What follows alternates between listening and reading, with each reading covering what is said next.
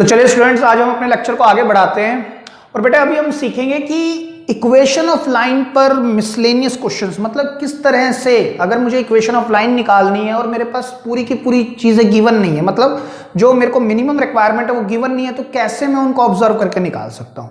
ठीक है, तो हमें बात किस पर करनी है, कुछ क्वेश्चंस पर बेस्ड ऑन लाइंस। क्लियर है? तो sir before move to the question, सबसे पहले हम एक बात और सीखते हैं, हमने पढ़ा क्या क्या है ना। अगर मैं मैक्रो पर बात करूं, सबसे पहले हमने पढ़ा वेक्टर्स। वेक्टर्स के अंदर है ना, हमने दो ऑब्जर्वेशन देखने की कोशिश की थी। नंबर 1 पैरेलल और कोलिनियर वेक्टर, ठीक है, और एक मैंने आपको बताया था परपेंडिकुलर वेक्टर।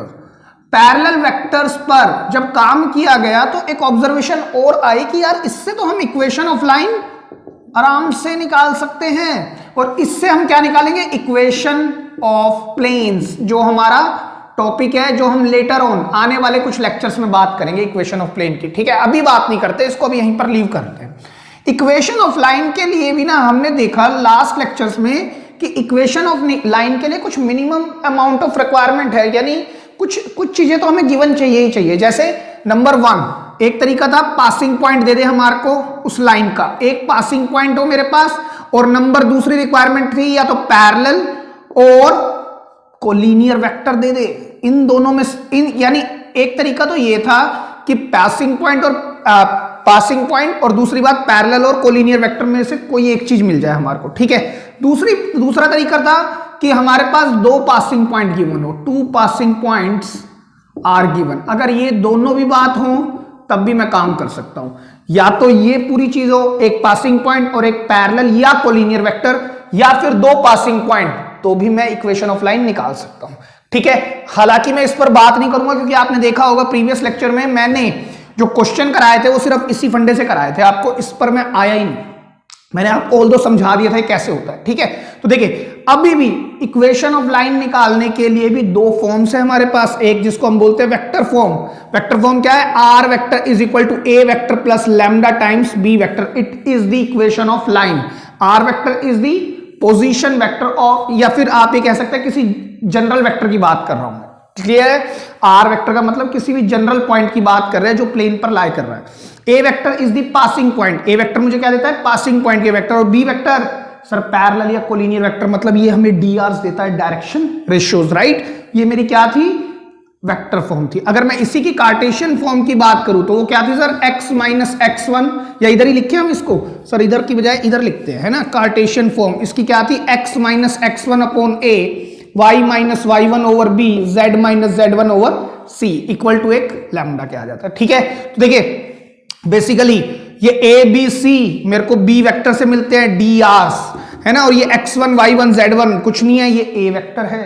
यहां पर पॉइंट चलते हैं क्योंकि ये कार्टेशियन फॉर्म है, कार्टेशियंस पॉइंट्स चलते हैं, कोऑर्डिनेट्स चलते हैं, यहां वेक्टर फॉर्म है तो यहां वेक्टर चलते हैं। क्लियर है बात? अच्छा सर, इसकी वेक्टर फॉर्म और कार्टेशियन फॉर्म, बेटा मैंने आपको क्या कहा, इस पर आप बात ही मत करो, इसकी कोई जरूरत ही नहीं पड़ती है। जब भी क्वेश्चन इस जैसा आएगा तो हम तो इसी तरह बनाएंगे, हमें जरूरत ही नहीं है उसको लर्न भी रखने की। क्लियर है बात? मैं बता सकता हूं लेकिन मैं इसलिए नहीं बता रहा कि आप एक फॉर्मूला कम करो ना, क्योंकि पढ़ने के लिए बहुत कुछ है इसके अंदर। क्लियर है? तो आप इसी से काम करेंगे, एक बात। दूसरी बात इसमें कुछ फर्दर केसेस भी बनते हैं, चलो केसेस पर अब हम बात नहीं करते क्योंकि हमें आगे काम ही करना है। एक बात और समझते हैं, हमने एक दो चीजें और पढ़ी, angle between two lines, angle between two lines, है ना। केसेस पर तो हम बाद में भी बात करेंगे with in the questions. Angle between two lines, है ना, अगर मेरे पास दो लाइन गिवन है, मान लो R vector equal to A one vector plus lambda times B one vector, और एक वेक्टर और गिवन है a2 vector plus lambda time b2 vector, या तो वेक्टर फॉर्म गिवन होगी दो लाइनों की, या क्या गिवन होगा, कार्टेशियन फॉर्म गिवन होगी। तो कार्टेशियन फॉर्म भी लिख देते हैं sir, x minus x1 upon a1, y minus y1 upon b1, z minus z1 upon c1। एक लाइन की equation, x minus x2 upon a2, y minus y2 upon b2, z minus z2 upon c2। अगर मेरे को क्या निकालना है, इन दो लाइनों के बीच में एंगल, तो मैंने क्या कहा था, वेक्टर से ही निकालेंगे cos थीटा। क्या करेंगे सर, b1 डॉट b2, है ना, जो हमारे को क्या देता है, डायरेक्शन रेशियोज, अपॉन में इन्हीं का मैग्नीट्यूड, इनका मैग्नीट्यूड का मतलब b1 वेक्टर का मैग्नीट्यूड एंड b2 वेक्टर का ही मैग्नीट्यूड। और सर ये क्या लगेगा, मॉड। क्यों? क्योंकि जो एंगल निकल के आएगा वो एक्यूट निकलेगा। लाइन के बीच में दो एंगल होंगे, वेक्टर के बीच में हम एक ही एंगल पर बात करते हैं। लाइन के बीच में दो एंगल होंगे, हम पहले एक्यूट की बात करेंगे। क्लियर है? दूसरी बात, अगर मेरे पास ये फॉर्म गिवन है तो cos थीटा किसके इक्वल होगा? a1 a2 plus b1 b2 plus c1 c2 upon under root a1 square plus b1 square plus c1 square c1 square. इसी तरह से रूट में आएगा बेटा a2 square plus b2 square plus c2 square. ये मेरे पास cos theta होगा। यहां पर दो फर्दर केस हमने बनाए थे। क्या sir? If both lines are parallel, if both the lines are parallel, है ना, ये ठीक है तरीका।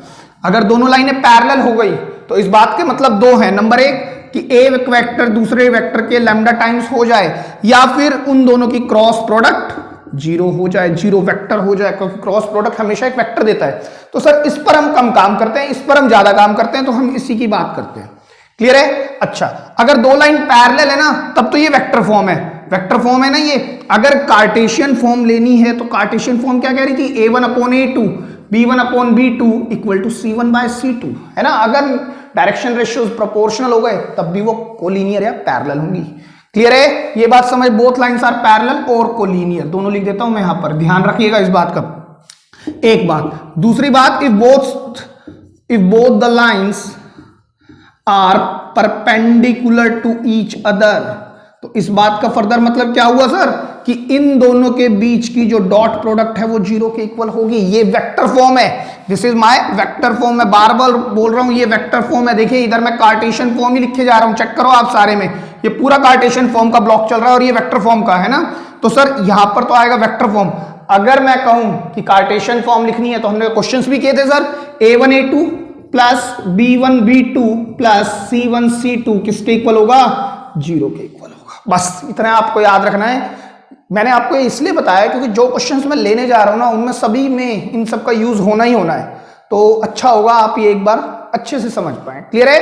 लिख ले स्टूडेंट्स। बात करते हैं कुछ बढ़िया क्वेश्चन, इसी वजह से मैं इसको क्वेश्चन नंबर 1 पर रख रहा हूं। हालांकि हमने प्रीवियस लेक्चर्स में 10-11 क्वेश्चंस किए थे, लेकिन वो बहुत आसान क्वेश्चंस थे। ऐसा नहीं है उनमें से नहीं आता है पेपर में, आता जरूर है, लेकिन अब आप यहां देखेंगे ये अलग लेवल पर क्वेश्चन है, इसलिए मैं यहां से क्वेश्चन नंबर 1 दोबारा ले रहा हूं। क्लियर है ये बात? ठीक है, पढ़िए। Find the equation of the line. मुझे निकालनी क्या है? इक्वेशन किसकी? एक लाइन की, पास करती है इस पॉइंट से। तो सर ठीक है, इक्वेशन ऑफ लाइन निकालने के दो मेथड है। नंबर एक, पासिंग पॉइंट मिल जाए, और एक मुझे पैरेलल या कोलिनियर वेक्टर मिल जाए, या दो पासिंग पॉइंट मिल जाए। तो सर एक पॉइंट तो मिल गया है ना, और सर इसके पैरेलल या collinear vector and perpendicular to the line this and this. तो सर इसके पैरेलल या कोलिनियर वेक्टर नहीं है मेरे पास, और ना दो पासिंग पॉइंट है। देखो ध्यान से पढ़ो, कहता है find the equation of the line passing through this. तो देखिए सबसे पहले हम स्टार्ट कैसे करेंगे? As the standard equation of line is, क्या होती है स्टैंडर्ड इक्वेशन? देखिए यूजुअली मैं आपको एक बात कहने की कोशिश कर रहा हूं, स्टैंडर्ड इक्वेशन ऑफ लाइन दो हो सकती है, या तो R vector equal to A vector plus lambda time B vector, या फिर x minus x1 upon A, y minus y1 upon B, z minus z1 upon C. ठीक है, आप या तो उसको वेक्टर फॉर्म से स्टार्ट कर सकते हो स्टैंडर्ड इक्वेशन को, या कार्टेशियन से। तो कोई हार्ड एंड फास्ट नहीं है, मैं किसी से भी कर सकता हूं। बट मेरा ये मानना है कि जब भी आप आंसर देना, नई लाइन की इक्वेशन दे, तो आप दोनों में निकाल दें, दोनों फॉर्मेट दे दे, ये भी दे दे और ये भी दे दे। ठीक है, हार्डली 1 मिनट लगता है। दूसरी बात ध्यान से सुनिएगा, मैं ये कहूंगा हमेशा ट्राई ये करें कि आप कार्टेशियन फॉर्म से काम स्टार्ट करें, जल्दी कर पाते हैं बच्चे। मैंने देखा इसमें उलझ के खड़े हो जाते हैं, आप इससे बहुत जल्दी कर लेते हो, क्योंकि कोऑर्डिनेट सिस्टम पर ना हम काम 9-10 से कर रहे हैं, तो कोऑर्डिनेट्स रखने में इजी लगते हैं। यहाँ पर वेक्टर आते हैं, वेक्टर हमने सिर्फ 12th में ही पढ़ा है, तो हर बच्चा कर नहीं पाता, खासतौर से कॉमर्स। तो मैं यही राय दूंगा कि आप क्वेश्चन को ना कार्टेशियन फॉर्म से ही स्टार्ट करने की कोशिश करें ज्यादातर। ठीक है, तो देखिए कैसे करेंगे हम। सर जो इक्वेशन ऑफ लाइन का जो स्टैंडर्ड फॉर्मेट है ना, वो किस तरह का होता है? x minus x1 upon A, y minus y1 upon में b, z minus z1 upon में c, ये होता है ना। तो सर मेरे को ये पता है जो मेरी लाइन है, द लाइन पासिस थ्रू किससे पास कर रही है सर? पॉइंट P, क्या नाम है? -1, 3 और -2, 3 कोऑर्डिनेट होंगे ना, क्योंकि हम 3D सिस्टम पर बात कर रहे हैं। तो जो मेरी वाली लाइन है ना, जो रिक्वायर्ड लाइन है, वो पास करती है इस पॉइंट से तो अगर मैं देखूं तो x1 y1 z1 क्या होते हैं, passing point, a b c क्या होते हैं सर, drs। तो मेरी वाली लाइन जो है पास करती है इस पॉइंट से, तो मैं यहां पर रख सकता हूं x minus minus 1 y minus 3 and z minus minus 2 upon में c b एंड a। तो देयरफॉर x प्लस 1 अपॉन में a, y माइनस 3 अपॉन में b and z plus 2 upon में c। ये मेरे पास कौन आ चुका है सर, लाइन की इक्वेशन आ गई। लेकिन अभी सर पूरी इक्वेशन नहीं आई ना, क्यों नहीं आई, क्योंकि सर मुझे ए बी सी नहीं पता है ना। अगर मुझे ए बी सी भी पता लग जाए ना तो मेरी इक्वेशन ऑफ लाइन आ चुकी है। ये बात समझने की है। तो सर ये इसको मैं 1 मिनट के लिए इक्वेशन नंबर 1 दे रहा हूं, है ना। अब मेरे पास अननोन कितने हैं, ए बी सी सर 3। तो हमने तो पढ़ा हुआ है 10th में भी 11th में, जितने अननोन उतनी इक्वेशंस चाहिए। लेकिन सर यहां पर देखता हूं ना तो एक इक्वेशन मेरे पास ये गिवन है और एक ये गिवन है ना। तो आप देखेंगे मैं इससे ना 2 इक्वेशन बना सकता हूं, 3 नहीं बना पाऊंगा। अननोन है 3, मुझे चाहिए 3 equation to find the value of A B C, right. लेकिन मैं देखना इस बार हम क्या सीखेंगे कि हम 2 इक्वेशन से भी इन तीनों अननोन्स की वैल्यू कुछ टाइम्स 2 गुना, यानी कि अगर a मान लो 5 है तो मैं उसकी हाफ टाइम्स या 1/3 टाइम या 2 टाइम्स या 3 टाइम्स, मतलब मैं a की वैल्यू एग्जैक्ट नहीं निकाल सकता। अगर मेरे पास 2 इक्वेशन है और मुझे 3 अननोन की वैल्यू चाहिए तो मैं a की वैल्यू कुछ टाइम्स निकाल सकता हूं, उसकी एग्जैक्ट वैल्यू की। वो हो सकता है 1/2, मतलब कि हाफ टाइम हो, या 1/3 टाइम हो, या 1/4 टाइम हो, या हो सकता है 10 टाइम्स हो। मतलब मैं उसकी एग्जैक्ट वैल्यू की कुछ टाइम्स निकाल सकता हूं। उस पर आज हमें बात करनी है, ठीक है। अभी तक हमने पढ़ा है कि जितने अननोन उतनी इक्वेशन, लेकिन आज हम देखेंगे 3 अननोन है लेकिन 2 इक्वेशन से हम काम कर जाएंगे। क्लियर है बात। तो देखिए आगे पढ़ते हैं। कहता क्या है, find the equation of the line. हमें इक्वेशन निकालनी है उस लाइन की जो पास करती है इस पॉइंट से। तो हमने सर इक्वेशन तो लिख ली, इक्वेशन हमने लिख ली, और कहता है यही वाली लाइन ना परपेंडिकुलर है इस लाइन पर भी, और यही वाली लाइन परपेंडिकुलर है इस पर भी। Because new line is perpendicular to, कौन सी लाइन है सर, ये x/1 equal to y/2 equal to z/3 and करके लिखेंगे थोड़ा दूर, एंड परपेंडिकुलर टू, कौन सी लाइन है सर, ये x+2 अपॉन में -3, y-1/2 एंड z+1 अपॉन में 5। इतनी बात क्लियर हो गई होगी आई होप। तो देखो समझने वाली बात है कि अगर मेरे वाली लाइन परपेंडिकुलर है इस लाइन पर, तो therefore we can say condition of perpendicularity applies here. Apply कर सकते हैं ना हम, और ये बात इधर भी अप्लाई होगी। जो नए वाली लाइन है वो परपेंडिकुलर इस पर भी है और नए वाली लाइन परपेंडिकुलर इस पर भी है, तो दोनों आपस में परपेंडिकुलर है, तो कंडीशन ऑफ परपेंडिकुलैरिटी अप्लाई होगी। तो हम लिख सकते हैं a1 a2 plus b1 b2 plus c1 c2 किसके इक्वल, 0 के equal. Same way a1 a2 plus b1 b2 plus c1 c2 किसके इक्वल सर, 0 के इक्वल। समझ रहे हैं आप बात। तो सर a1 b1 c1 कौन होंगे, a1 b1 c1 मतलब कौन कौन सी लाइन की बात हो रही है, नई वाली लाइन। नई वाली लाइन की इक्वेशन ये है, तो इसके direction ratio a1 b1 c1 क्या होता है, डायरेक्शन रेशो। ये a1 है, ये मेरे पास b1 है, ये मेरे पास c1 है। मैं इस बार लिख रहा हूं, हर बार नहीं लिखेंगे, आप याद रखेंगे a1 इक्वल टू a, या तो आप यहां लिख दे b1 equal to b, c1 equal to c। Same way a2 b2 and c2, a2 b2 c2 कौन होंगे सर, ये। लेकिन एक बात ध्यान रखनी है, यहां पर x के आगे कोफिशिएंट 1 ही होना चाहिए। अगर ये प्रॉपर स्टैंडर्ड फॉर्मेट में नहीं है तो पहले आपको लाइन की इक्वेशन को स्टैंडर्ड फॉर्मेट में लगा के तब आपको drs लिखने हैं। Are you getting my point. मान लीजिए यहां पर x ना होके 1 - x होता, तो आप इसको पहले x -1 करते और माइनस को नीचे देते, तो जो dr होता वो 1 ना होके -1 होता। समझ रहे हैं आप ये बात। तो इस बात का ध्यान रखेंगे कि ये जो स्टैंडर्ड इक्वेशन है लाइन की होनी चाहिए to get the proper drs। तो इसमें dr क्या है 1, इसका क्या है 2, इसका क्या है 3। तो देखिए अगर मैं इन दोनों को इस इक्वेशन में पुट करता हूं तो 1 × a plus 2b plus 3c किसके इक्वल आ गया सर, 0 के इक्वल। ये मेरी इक्वेशन नंबर हो गई 2। क्लियर है। आगे चलते हैं a1 मेरे पास क्या, अच्छा सर इसको लिख दें एक बार, a2 b2 एंड c2 है ना। a1 तो मेरे पास अभी भी a b c। Sir a1 a क्यों ले रहे हो, क्योंकि ये वाली जो नई वाली लाइन है equation 1 is perpendicular to this line as well. यही वाली लाइन इसके भी परपेंडिकुलर है, यही वाली लाइन इसके भी परपेंडिकुलर। तो इस बार a2 ये होगा, b2 ये होगा, c2 ये होगा। ये बात समझने की है। जब मैं इस और इस लाइन को कंपेयर करा रहा था, ये दोनों लाइन आपस में परपेंडिकुलर थी, तो A1 A2 B1 B2 C1 C2। अब ये वाली लाइन इसके भी परपेंडिकुलर, तो A1 A2 है ना, तो A1 यहां पर लिख देते हैं, चलिए A1 A है, B1 B है, C1 फिर से C है, यहां पर A2 B2 and C2। Sir A2 है -3, देखो ऊपर वाला जो फॉर्मेट है वो स्टैंडर्ड होना चाहिए, नीचे क्या है 2 और ये कितना है 5, तो A2 B2 C2। देखो A1 -3A plus 2B plus 5C किसके इक्वल, 0 के इक्वल। ये मेरी इक्वेशन नंबर आ गई 3rd। चेक करो, ये मेरी इक्वेशन आ गई 2।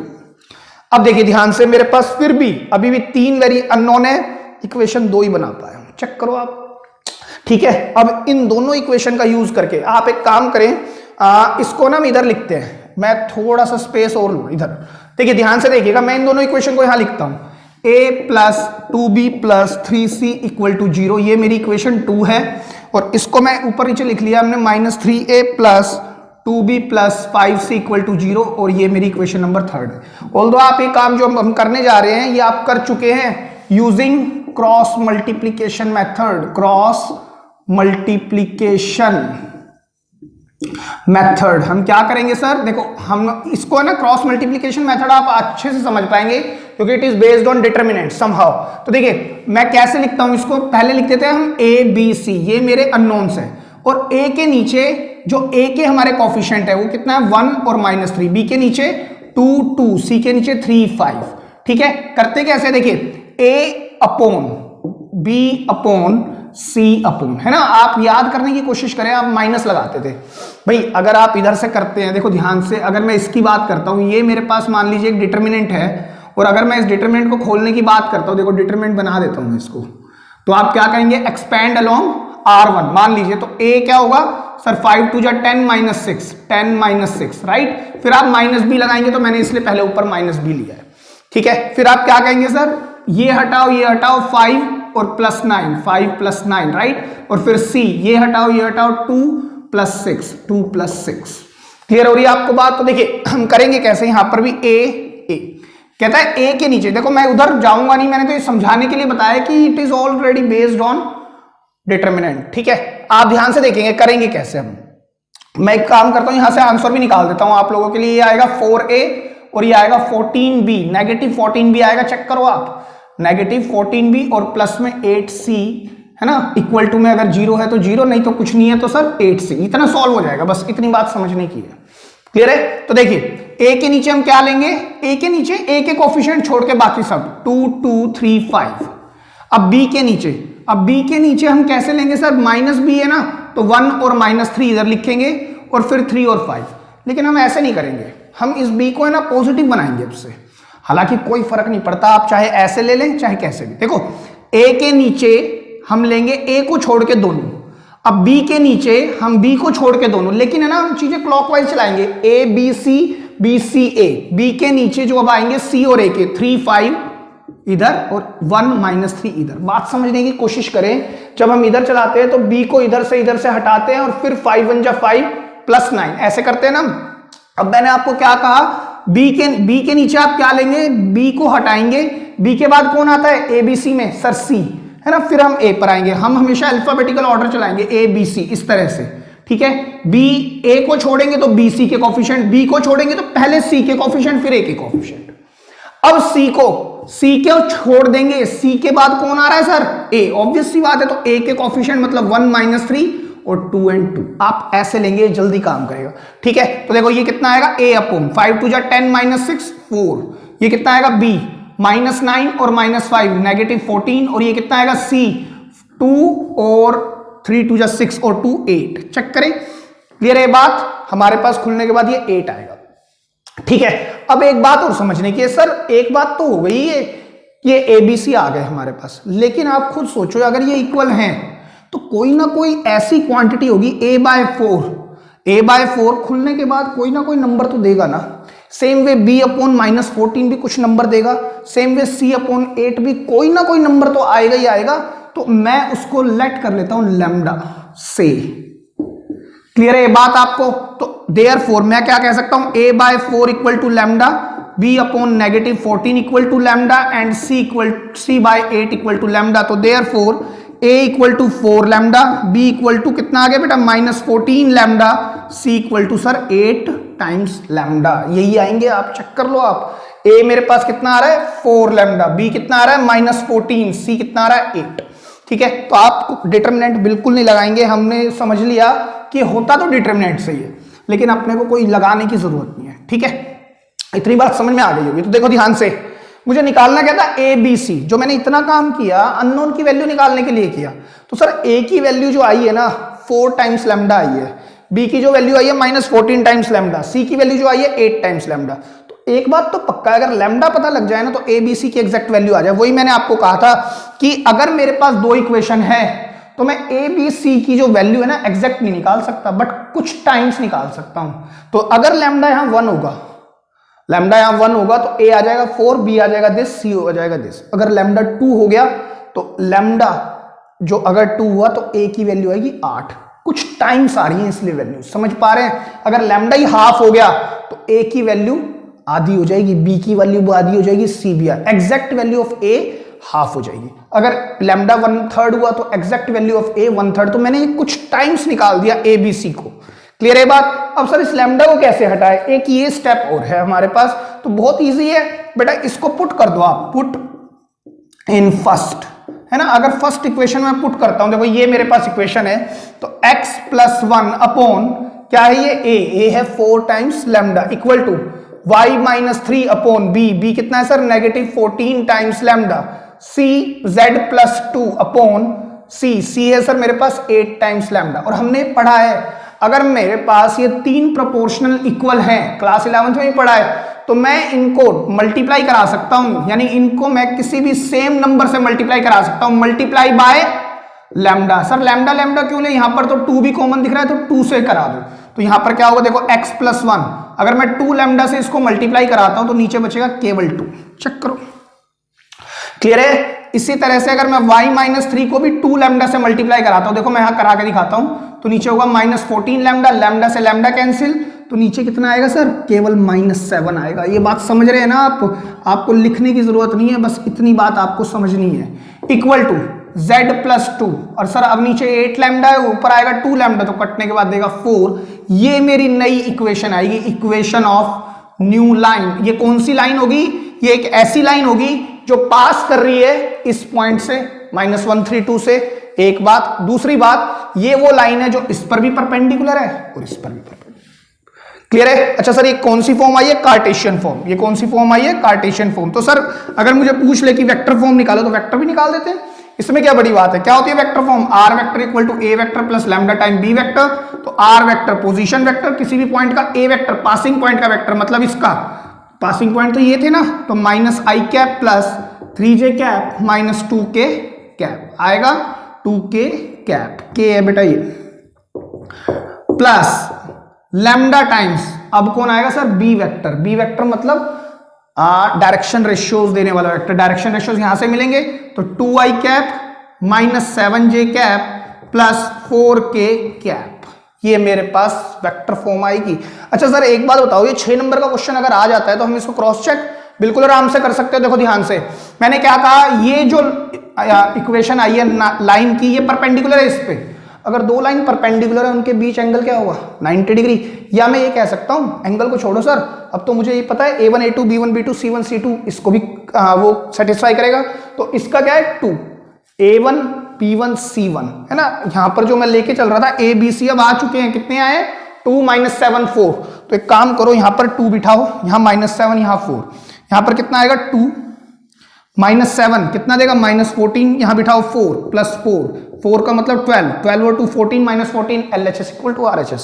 तो hence this line is perpendicular to this. Same way इस लाइन को आप इससे भी चेक कर सकते हो। आप चेक करो, -3 × 2 -6 और 2 × -7 -14, ये -6 और -14 कितने हो गए -20, और 5 × 4 sir +20, 20 - 20 0, again equal to RHS। तो आपने ये भी चेक कर लिया हाँ कि ये लाइन जो मेरी आई है वो इसके वाक्य में परपेंडिकुलर है। क्लियर हो रही है आपको बात। हम कैसे 6 नंबर के क्वेश्चंस को सेकंड्स में चेक भी कर सकते हैं, जिससे हमारा आंसर बिल्कुल ठीक है। एक बात और मैं बताता हूं, बच्चों को वाक्य में कंफ्यूजन रहती है कि सर हमें आंसर किस फॉर्म में देना है, वेक्टर में कार्टेशियन में। जैसा मैंने कहा आप दोनों फॉर्म दे दें, सबसे अच्छा तरीका तो यही है। कितनी देर लगती है, हार्डली 1-2 सेकेंड्स। लेकिन एक तरीका होता है कि अगर मेरे पास जो क्वेश्चन है ना वो कार्टेशियन फॉर्म में है तो हमें आंसर को भी कार्टेशियन फॉर्म में देना चाहिए। ये एक है ना, बस इज जस्ट अ मेथड। ये जरूरी नहीं है कि हार्ड एंड फास्ट, कोई रूल नहीं है ये, बट ये है कि जिस सेंस में क्वेश्चन को पूछा हुआ है उसी सेंस में हम आंसर देने की कोशिश करते हैं। अगर यहीं पर equation of lines vector form में होती तो मेरी प्रेफरेंस ये होती, चाहे मैं क्वेश्चन को कैसे भी सॉल्व कर दूं वो मैटर नहीं करता, चाहे मैं कार्टेशियन फॉर्म की तरह से ही सॉल्व कर दूं कोई दिक्कत नहीं है, बट आखिरी में आंसर मैं वेक्टर फॉर्म में दूंगा। दैट इज द रीजन मैं कह रहा हूं आप दोनों फॉर्म लिख के आए हमेशा, ठीक है, to be on safer side. लिख लें आप इसको, और अच्छे अच्छे और क्वेश्चंस पर बात करेंगे जिससे आपको ये पूरा कंसेप्ट बहुत अच्छे से क्लियर होता है। क्लियर है, लिख ले। तो चलिए स्टूडेंट्स एक और क्वेश्चन पर बात करते हैं। कहते हैं find the equation of line passing through the point this, है ना, एक ऐसी इक्वेशन, एक लाइन की इक्वेशन हमें निकालनी है जो पास करती है इस पॉइंट से, और वो लाइन परपेंडिकुलर है इस पर भी और इस पर भी। सर ये प्रीवियस क्वेश्चन ही तो है, फर्क क्या है, इस बार कार्टेशियन फॉर्म की जगह जो गिवन लाइंस है ना वो वेक्टर फॉर्म में दी हुई है, बस इतना सा फर्क मैंने रखा है। लेकिन एक क्वेश्चन हम फिर भी देख लेते हैं। देखिए क्या करेंगे, फिर से हम सेम तरह से क्वेश्चन चलाएंगे। As the standard equation of line is, है ना। सर कैसे चलाएं, वेक्टर फॉर्म से चलाएं, कार्टेशियन। मैंने आपको कहा आप कैसे भी चला सकते हो, either way, what ever way you feel comfortable आप चला सकते हैं। लेकिन मैं क्या कहूंगा, आप कार्टेशियन फॉर्म ज्यादा चलाए, ज्यादा यूज करेंगे, क्वेश्चंस को बहुत जल्दी बनाएंगे। एक ही तरह की फॉर्म पर स्पेशलाइजेशन हासिल करें, क्योंकि हमें आंसर जो देना है वो तो दोनों फॉर्म में देना है ना, उससे कोई घबराने की जरूरत ही नहीं है। तो ठीक है, स्टैंडर्ड इक्वेशन ऑफ लाइन हमने लिखी क्या, x minus x1 upon a, y minus y1 upon में b, z minus z1 upon में c। मुझे पता है कि एक लाइन की इक्वेशन निकालने के लिए एक तो पासिंग पॉइंट चाहिए, तो सर एक पासिंग पॉइंट गिवन है, चलो उसका यूज करते हैं। एज या late the line passes through, है ना, कौन से पॉइंट से पास करती है, through point P 2 minus 1 and 3। तो मैं यहां पर रख सकता हूं x माइनस 2, ये हो जाएगा y प्लस 1, और ये कितना हो जाएगा z माइनस 3, ये c, ये b और ये a। अगेन मैं इसी को बोलता हूं इक्वेशन नंबर फर्स्ट। ध्यान से समझिएगा फिर से बेटा, मैंने आपको कहा कि मेरे को ना एक तो पासिंग पॉइंट चाहिए और एक मुझे पैरेलल और कोलिनियर वेक्टर चाहिए। तो सर पैरेलल या कोलिनियर वेक्टर है क्या इसमें, सर ये गिवन नहीं है, तो ऐसे हम डायरेक्ट तो काम नहीं कर सकते।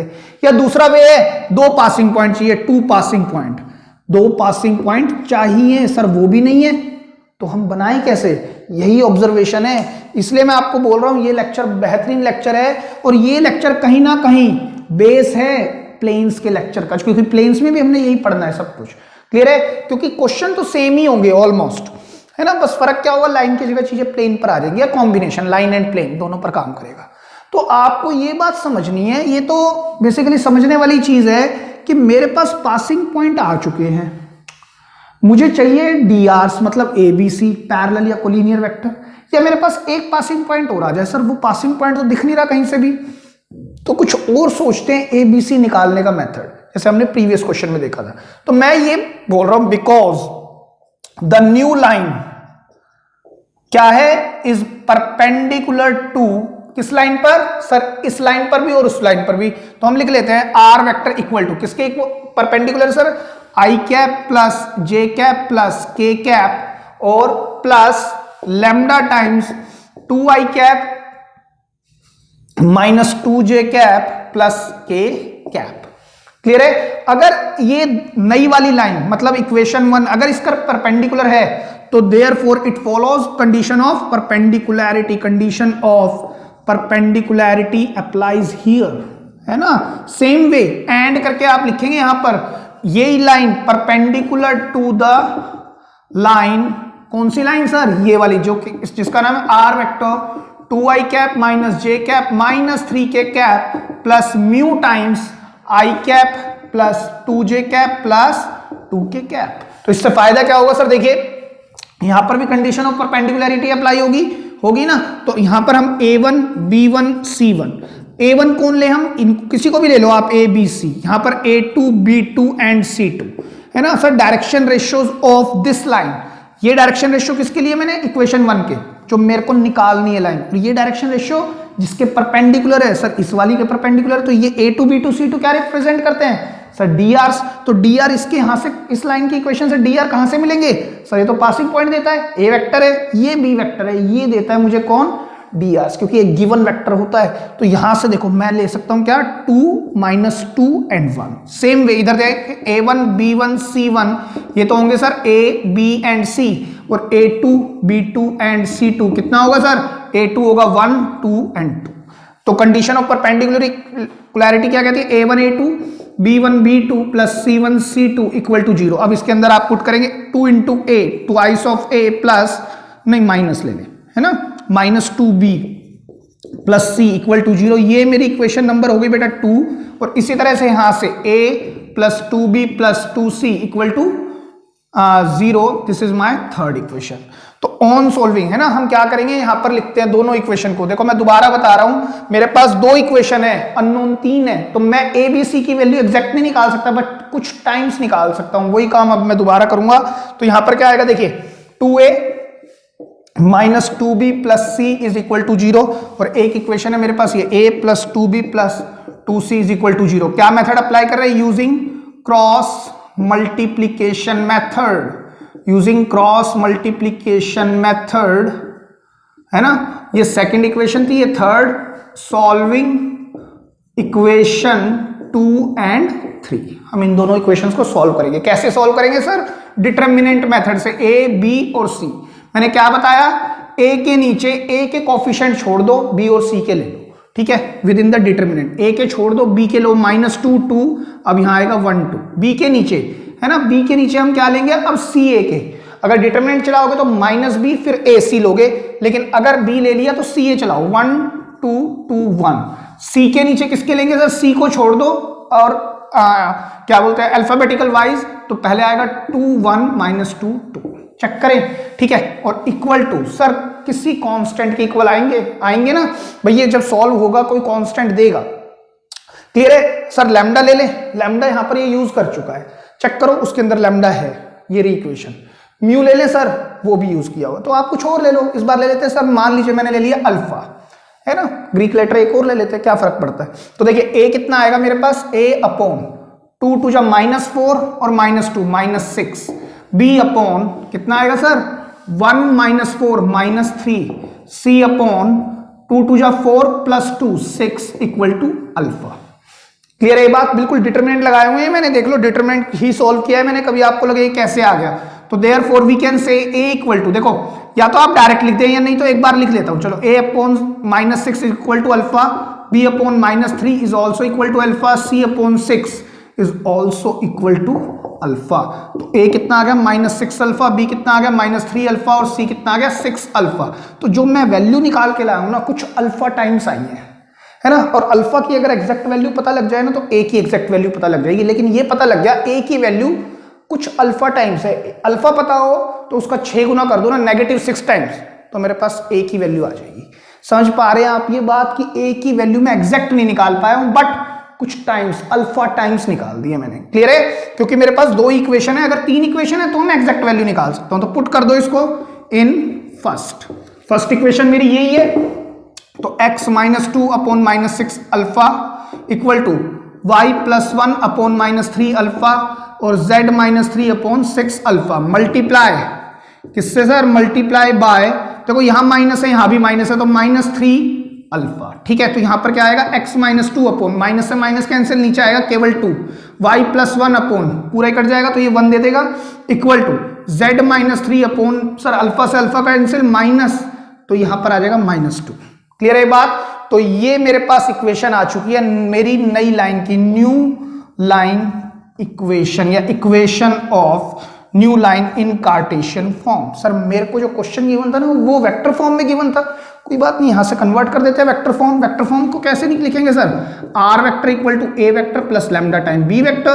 तो R vector equal to A vector is the passing point vector, ये रे पासिंग पॉइंट 2, देखो क्या आएंगे पासिंग पॉइंट, +2 नहीं, हाँ सॉरी +2, यहां से आएगा सर -1, +1 है ना बीच में माइनस लगा होना चाहिए, y - y1 माइनस, इसको मैं कैसे लिखूंगा, -(-1), ये मेरा पासिंग पॉइंट होगा, और यहां पर 3, तो पासिंग पॉइंट क्या होंगे 2 - 1 3, नहीं तो सर यहां से देख लो पासिंग पॉइंट, तो यहां पर लिख सकते हैं ना 2i - j + 3k cap plus lambda, lambda time B vector. Sir lambda use कर लिया है ना, लैम्डा म्यू यूज हो गए हैं, कोई बात नहीं। अभी हम यहां पर क्या यूज कर सकते हैं सर, हमने यहां पर क्या लिया है, अल्फा लिया है ना, तो अल्फा ले लेते हैं, क्या फर्क पड़ता है, उससे कोई फर्क नहीं पड़ता। ठीक है, तो यहां पर कौन आएगा sir, B vector. B vector meaning जो हमें डायरेक्शन रेशियोज देता है पैरेलल या कोलिनियर, वो यहां से मिल जाएगा 2i cap plus j cap minus 2k cap, ये आपकी वेक्टर फॉर्म आएगी। क्लियर है बात? अच्छा सर क्या हम इसको दोबारा चेक कर सकते हैं? बिल्कुल कर सकते हैं। ये जो मेरे वाली नई वाली फॉर्म है, it is nothing but perpendicular to this line as well as this line. तो ए बी सी मेरे पास आ चुके हैं। ए मेरे पास कितना है 2 1 माइनस 2, रख दो यहाँ पे 2 2 जा 4 माइनस 2 प्लस 2, चेक करो 2 1 माइनस 2 है। देखिए 2 ए की जगह पर 2 रखा तो 4 आएगा, बी की जगह पर हमने क्या रखना है सर 1, तो माइनस 2 आएगा, और सी की जगह पर हमें क्या रखना है सर -2, तो -2 रखने पर ये भी -2 होगा, तो ये इक्वल टू RHS। चेक करो अब। अच्छा यहां देख लो सर, कंफर्म कर लेते हैं। 2 रखो 2, और यहां पर रखना है +2 यानी 1 रखना है, ये 2 लेना है, ये 1 लेना है, -2 आप चेक करो 2 1 तो 2 देगा, और यहां पर अगर मैंने -2 रखा तो ये -4 देगा, तो ये भी quantity cancel, 0 is equal to 0, तो यस LHS इक्वेट्स RHS। आप ऐसे भी चेक कर सकते हैं। क्लियर है बात? किस तरह से इनको अटेम्प्ट करना है, लिख लें आप इसको। चलिए स्टूडेंट्स एक और क्वेश्चन पर बात करते हैं। कहते हैं find the equation of the lines, है ना, इक्वेशन ऑफ लाइंस नहीं होना चाहिए, इक्वेशन ऑफ लाइन नहीं होना चाहिए। पहली बार फाइंड करना है हमें इक्वेशन ऑफ लाइन जो पास करती है इन 2 पॉइंट से, है ना सर। ये तो फिर हम आराम से निकाल सकते हैं। देखो ध्यान से, as the standard equation of line, sir किसी भी फॉर्मेट में लिख सकते हैं हम इसको फिर से कार्टेशियन फॉर्मेट में लिखते हैं। क्या होती है, x माइनस x1 अपोन में a, y minus y1 upon में b, z minus z1 upon में c। सर यहाँ 2 पॉइंट है तो a की जगह x2 माइनस x1 लेना था, लेकिन मैंने क्या कहा, हम तो इसी तरह चलाएंगे इसको। ठीक है, हर बार मैं यही फॉर्म लिखूंगा, कोई और चेंज ही नहीं करूंगा। ठीक है, अब मैं जानता हूं मेरी इक्वेशन ऑफ लाइन ये है, यहां के लिए मुझे एक पासिंग पॉइंट चाहिए। सर यहां 2 गिवन है, तो मैं लेट कर लेता हूं, लेट द लाइन या न्यू लाइन passes through कोई भी एक पॉइंट ले लो सर, ये ले लो या ये ले लो, कोई फर्क नहीं पड़ता, मैंने पहले ही पॉइंट ले लिया 0 1 -2। तो अगर मेरी लाइन इस पॉइंट से पास करती है तो मैं क्या लिख सकता हूं, अच्छा एक चीज और, मैं थोड़ा नीचे लिखता हूं, x minus 0 y minus 1 and z minus of -2, नीचे क्या आना है सर drs, और मेरे पास 2 पॉइंट गिवन है, तो दो पॉइंट गिवन है, तो मैं drs भी निकाल सकता हूं, drs of a new line, है ना। क्या होते हैं sir, these are called a is to b is to c, abc मतलब पैरेलल या कोलिनियर वेक्टर, है ना सर। पैरेलल या कोलिनियर वेक्टर तो गिवन ही नहीं है, लेकिन 2 पॉइंट गिवन है, इससे मैं पैरेलल या कोलिनियर वेक्टर आराम से बना सकता हूं। a को मैं क्या लिख सकता हूं, x2 minus x1, y2 minus y1 and z2 minus z1। मैंने आपको बताया था due to free concept of vector, अगर कोई वेक्टर मेरे 2 पैरेलल हैं तो मैं इस वेक्टर को यहां भी पैरेलल, इस वेक्टर के पैरेलली, है ना, without changing its magnitude and direction में डिस्प्लेस कर सकता हूं, इधर भी पैरेलल डिस्प्लेस कर सकता हूं, ऊपर नीचे, और इस पर भी तो डिस्प्लेस कर सकता हूं सर पैरेलली, है ना, तो कोलिनियर भी हो जाएगा। तो मैं इसको ऐसे लिख सकता हूं z2 माइनस z1। ठीक है, तो x2 माइनस x1, मान लीजिए x2 y2 z2 है, तो -1 -0, यहां से कितना आएगा -1 माइनस फिर 1, है ना, -1 रेशियो, यहां पर कितना है सर 3 -2, तो मैं इसको थोड़ा और नीचे लिखूंगा, है ना। देखिए कितना हो गया, -1 -2 एंड 3 + 2 5, ये मेरे पास drs आ गए मेरी नई लाइन के। तो सर इक्वेशन ऑफ लाइन क्या होगी, equation of new line will be x minus x1, x minus मैंने पॉइंट के लिए थे ये, y माइनस y1 z + 2, है ना, किसी भी पॉइंट से पास हो रही है, क्योंकि मैं तो जानता हूं एक लाइन पर एक पॉइंट नहीं, अनगिनत पॉइंट होते हैं, है ना, इन अनकाउंटेबल पॉइंट्स, तो मैंने मान लिया ये पॉइंट है मेरे पास, तो दूसरा है ही नहीं, तो इससे यही मेरे लिए काफी है। मिनिमम अमाउंट ऑफ इन्फॉर्मेशन में मेरे को एक पॉइंट चाहिए था, एक पॉइंट मैंने ले लिया है, और नीचे कौन आएंगे, ABC कौन है सर, मेरे पास 2 पॉइंट गिवन थे, मैंने वेक्टर निकाल लिया, x2 minus x1, y2 minus y1, z2 minus z1, -1 -2 -y, -1 और ये +5, ये मेरे पास इक्वेशन आ चुकी है। ठीक है, हालांकि हमने पूरा क्वेश्चन अभी तक नहीं पढ़ा है, लेकिन हमने ये समझ लिया कि यार 2 पॉइंट गिवन है तो इक्वेशन ऑफ न्यू लाइन तो मैं डायरेक्ट निकाल सकता हूं। अब हम आगे पढ़ते हैं, कहता है ऑल्सो प्रूव करो prove that it passes through the point R, ये पॉइंट आर से पास करती है, whose position vector is this, है ना सर। एक काम और करते हैं, ये मेरे पास कार्टेशियन फॉर्म आई है, इसी से मैं वेक्टर फॉर्म बना लूं एक बार। हाँ बनाओ। वेक्टर फॉर्म क्या होगी बताओ सर। वेक्टर फॉर्म होती है R vector equal to A vector plus lambda time B vector. R vector is the general vector, A vector passing point वाला वेक्टर। सर यहाँ 0 1 और -2 है, देख लो 0 1 और -2, तो sir 0 i cap plus j cap -2 k cap plus lambda times, अच्छा B vector. B vector हमारे पास क्या होगा sir, B vector is this होगा ना, बी वेक्टर मतलब कि पैरेलल या कोलिनियर वेक्टर, तो -i कैप, यहां से देख लो sir -2j cap plus 5k cap. बस ये मेरी वेक्टर फॉर्म आ गई। ठीक है, तो अगर पूछ ले बताओ इसकी वेक्टर और कार्टेशियन फॉर्म, तो दोनों तो निकाल दी सर, चेक कर लो। ये मेरे dr से और ये मेरे पासिंग पॉइंट है, लिख दिया हमने। क्लियर है ये बात। अब मुझे उसने एक बात और कही है, ये और दिखाओ आप, ये प्रूव करके दिखाओ कि it also passes through the point R, यानी ये जो लाइन है ना, इस लाइन पर एक पॉइंट बैठा हो जिसका पोजीशन वेक्टर मेरे पास ये है। मान लो मेरी लाइन ये वाली है, इस लाइन पर एक पॉइंट और बैठा है, इस लाइन से इसका पॉइंट मैं निकाल सकता हूं जिसका पोजीशन वेक्टर मेरे पास गिवन है। ये मेरे पास इसका पोजीशन वेक्टर मेरे पास गिवन है, वो कितना है -3i cap -5j cap -5k cap, ये मेरे पास गिवन है position vector of point R. ये मेरा आर पॉइंट है, तो ये ओ आर वेक्टर होगा क्योंकि ये ओ पॉइंट है। ठीक है, तो आप बताओ इस आर पॉइंट के कोऑर्डिनेट नहीं निकाल सकते अगर मेरे पास पोजीशन वेक्टर गिवन है। सर इसका तो पता ही है मुझे क्या होता है, 0 0 0, तो इसके क्या होंगे 3 -5 -5 3 -5 -5। क्लियर है ना ये बात। तो 3, तो therefore point R is 3 -5 -5। Clear है ये बात। 3 -5, अच्छा -3 भी तो है सर, तीनों माइनस के है, -3 है ना, चेक करो -3 -5 और -5। सर करने की कोशिश क्या कर रहे हो, देखो मेरी बात सुनो। क्लास 11th में अगर मेरे पास स्ट्रेट लाइंस में x + y = 2 एक इक्वेशन आ जाती थी ना, और मुझे ये कह देता था भाई दो कोऑर्डिनेट है, x 1 है और y भी 1 है, तो बताओ क्या ये इस लाइन पर ये पर्टिकुलर पॉइंट भी इस लाइन पर होगा या नहीं होगा। तो आप क्या करते थे सर, अगर ये पॉइंट इस लाइन पर है तो इसकी इक्वेशन को सेटिस्फाई करेगा, तो हम इसमें रख के देखते थे, आंसर आ जाता था। अगर यस इफ LHS = RHS तो आप कहते थे हाँ है। लेकिन यहां पर दिक्कत क्या आ रही है, यहां तो x y z मुझे 3 पॉइंट रख के देखने हैं, तो मैं तीनों पॉइंट निकालने की कोशिश कर रहा हूं क्योंकि x y नहीं रख सकता, और सबसे पहले पॉइंट निकाल रहा हूं क्योंकि मेरे पास तो वेक्टर गिवन है। तो अगर वेक्टर गिवन है और मैं कार्टेशियन फॉर्मेट पे करना चाहता हूं तो मुझे तो पॉइंट चाहिए। तो मैंने कहा -3 -5 -5, ये मेरे x y z हैं। अगर ये पॉइंट इस इक्वेशन को सेटिस्फाई कर देंगे ना, तो yes these point lying on this line only. Clear हो रही है आपको बात। तो टू चेक हम क्या करेंगे, इसको इसमें पुट कर देते हैं इस इक्वेशन में। तो x की जगह रखा मैंने -3/-1, y की जगह पर -5 -1/-2, z+2, z को हम -5 + 2, नहीं कुछ तो गड़बड़ है। पॉइंट आ रहे हैं मेरे पास ये -3 + 3 + 2 5 दे रहा है, राइट। क्यू पॉइंट ना, बट एक काम करो इसको ठीक करो थोड़ा सा, मेरे को कुछ गड़बड़ लग रही है इसमें। ये क्यू पॉइंट जो है -3 होना चाहिए था। ठीक है, अगर ये -3 होगा तो मेरे पास यहां भी -3 होगा, -3 + 2 ये देगा -1। अब ठीक है, तो ये -1 आने की वजह से नीचे आएगा -1 आएगा ना, और यहां पर भी माइनस आने की वजह से ये भी आएगा -k कैप। अब ठीक लग रहा है मेरे को।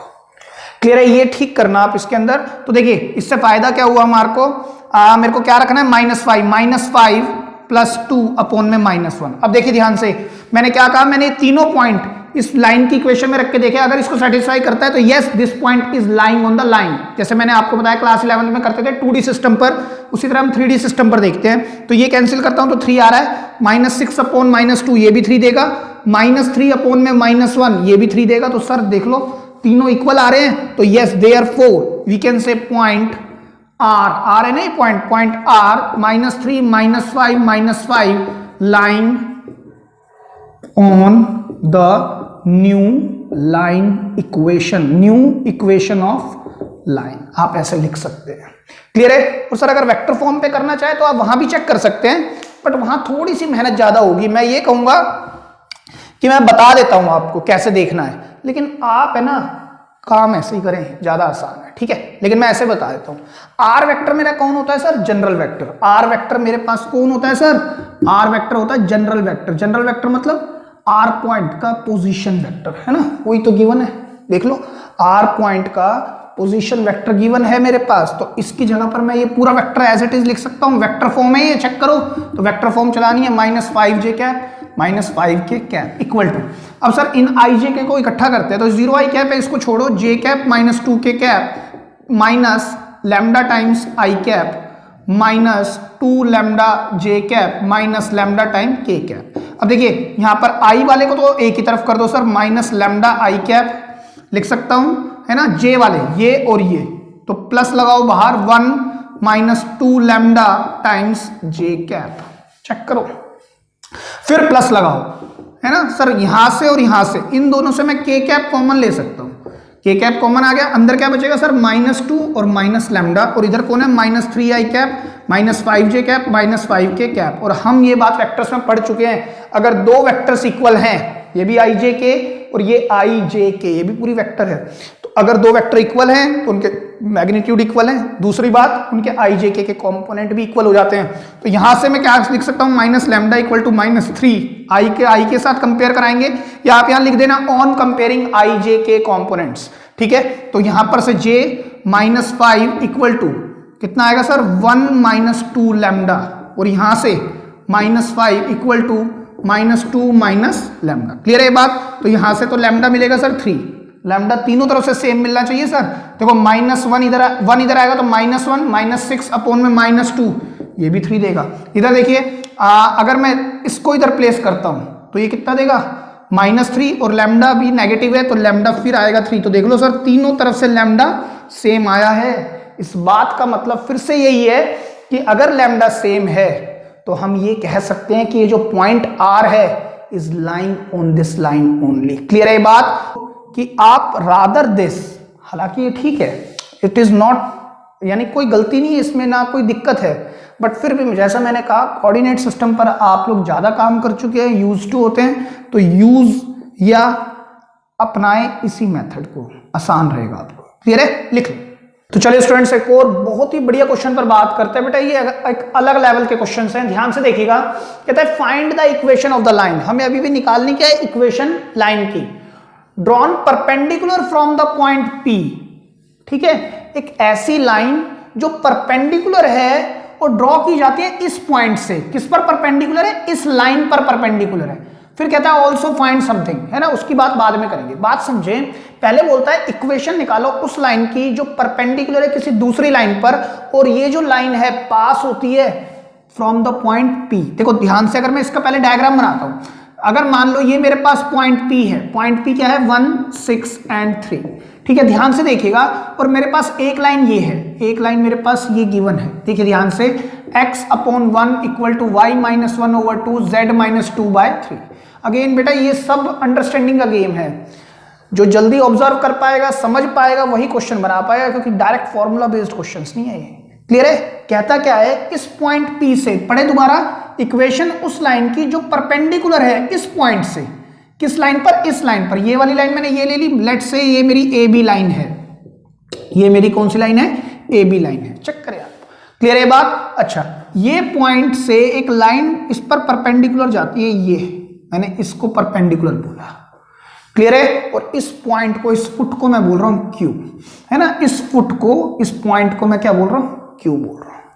ठीक है, तो मुझे इक्वेशन निकालनी है इस लाइन की। सबसे पहली बात ये है, find the equation of the line, find the equation of the line drawn perpendicular from point P to this line.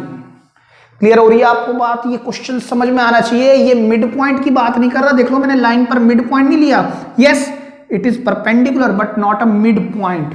PQ mid line नहीं है, मीडियन नहीं है, ये एक परपेंडिकुलर है। क्लियर है? एक ऑल्टीट्यूड है, एक हाइट की तरह काम कर रहा है। क्लियर है बात?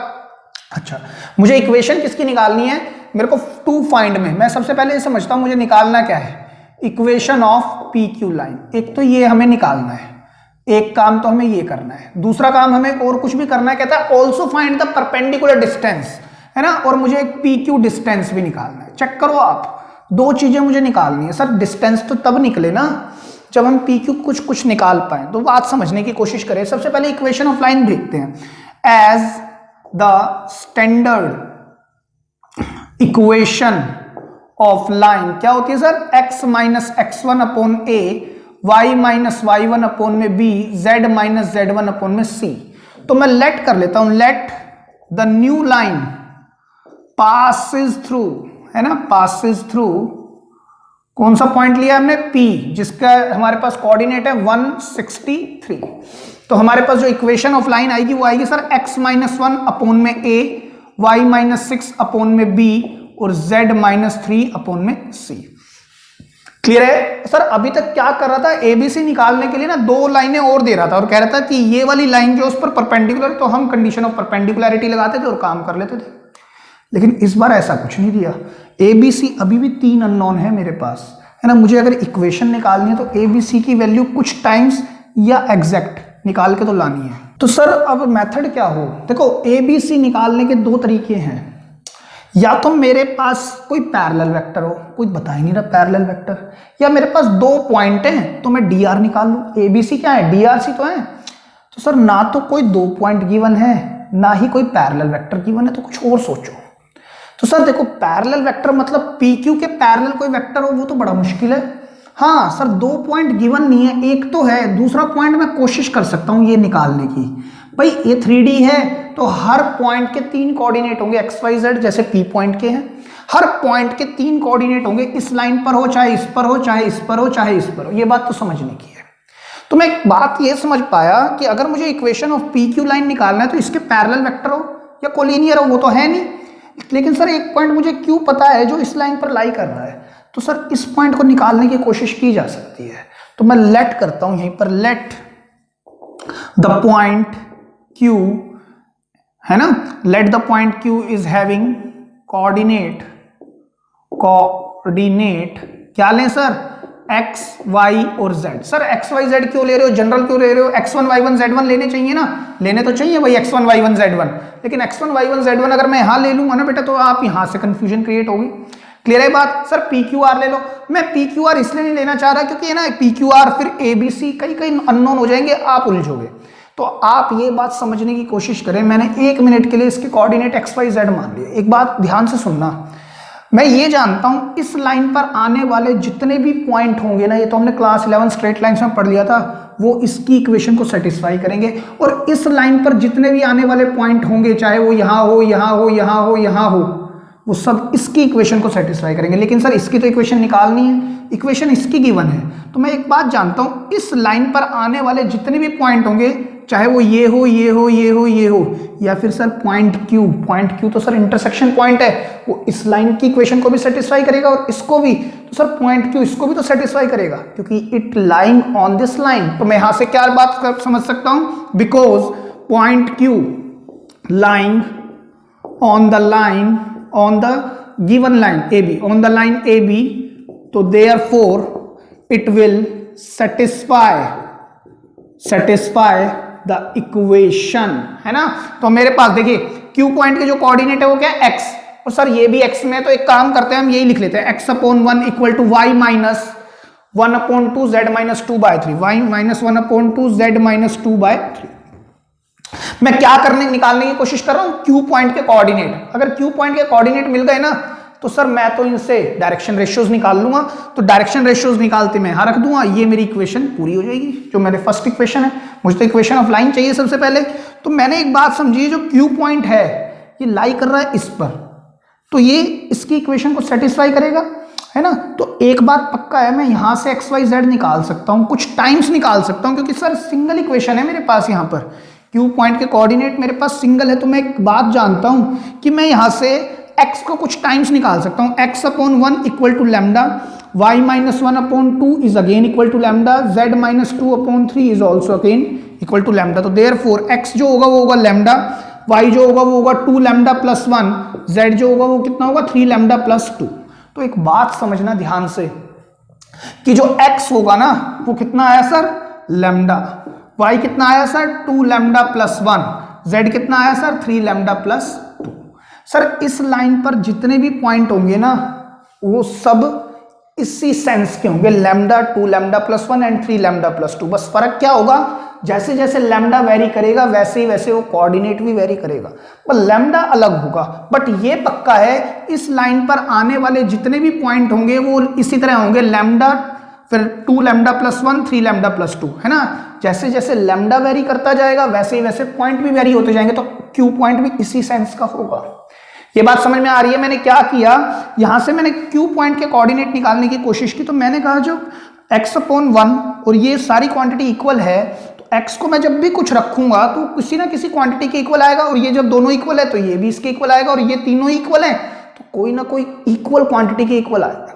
समझ रहे हैं ना आप ये बात, ये खुलने के बाद सेम नंबर आएगा क्योंकि तीनों इक्वल है ना। तो x भी मेरे पास आ गया, y भी आ गया, z भी। सर अगेन एग्जैक्ट नहीं आया, कुछ टाइम्स आया फिर से, एक्स वाई जेड में कुछ टाइम निकाल पाया।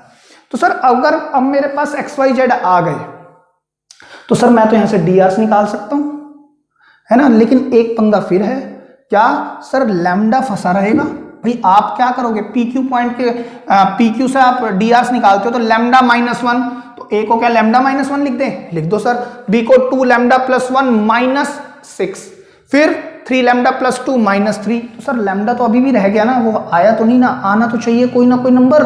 तो हम एक बात जानते हैं, बिकॉज या as P Q is perpendicular to A B, तो therefore condition of perpendicularity applies. ये दोनों आपस में क्या है, परपेंडिकुलर है, अप्लाइज। तो हम ये जानते हैं D Rs of A B line, drs of AB line and drs of PQ line हम निकाल सकते हैं सर यहां से। देखो कैसे, drs of AB line निकालने का तरीका क्या होगा, A1 B1 C1, A1 B1 C1। AB line कौन है सर, ये, इसके dr 1 2 3 1 2 3, और यहां से A2 B2 एंड C2। तो अगर मैं आपको ये लाइन देता हूं तो क्या आप dr नहीं निकाल सकते इस लाइन के, बिल्कुल निकाल सकते हैं sir. Lambda -1 2 lambda plus 1 -6 3 lambda plus 2 -3, तो अल्टीमेटली आ गया लैम्डा -1 2 लैम्डा -5 3 लैम्डा -1। ये मेरे पास डी आर आए हैं A2 B2 C2, ठीक है। तो कंडीशन ऑफ परपेंडिकुलैरिटी अप्लाई करने पर हम क्या बोलते हैं, A1 A2 B1 B2 and C1 C2 किसके इक्वल होगा, 0। इन दोनों के बीच में जो एंगल बनेगा 90 डिग्री बनेगा ना।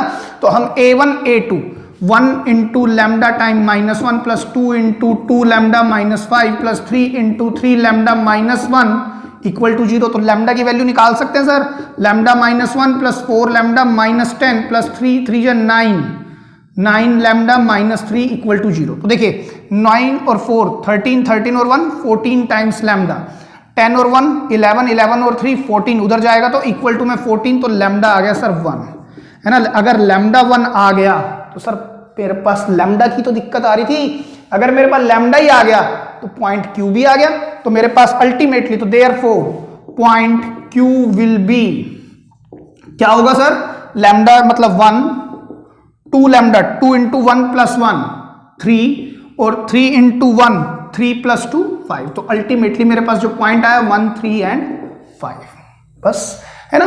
ये पॉइंट को मैंने एक्स वाई जेड माना, इस पॉइंट को एक्स वाई जेड मानने के बाद मैंने कहा ये पॉइंट इस लाइन को सेटिस्फाई करेगा, तो कुछ टाइम्स मैं एक्स वाई जेड को निकाल सकता हूं। और वो पॉइंट जब मैंने निकाले तो मैंने एक कंडीशन और देखी कि ये दोनों लाइन एक दूसरे पर परपेंडिकुलर हैं, तो लैम्डा की वैल्यू भी निकाल सकते हैं। अब जब लैम्डा की वैल्यू आ गई तो सर अब तो मैं पी क्यू लाइन के, तो therefore D Rs of P Q line कितने होंगे सर, 1 - 1 रेशो 3 - 6 3 - 6, राइट, रेशो 5 - 3, तो कितना आ गया 0 - 3 एंड 2, 0 - 3 एंड 2। तो सर मेरे पास अल्टीमेटली जो इक्वेशन ऑफ लाइन आएगी वो उसमें डी आर कितने आए, 0 - 3 एंड 2।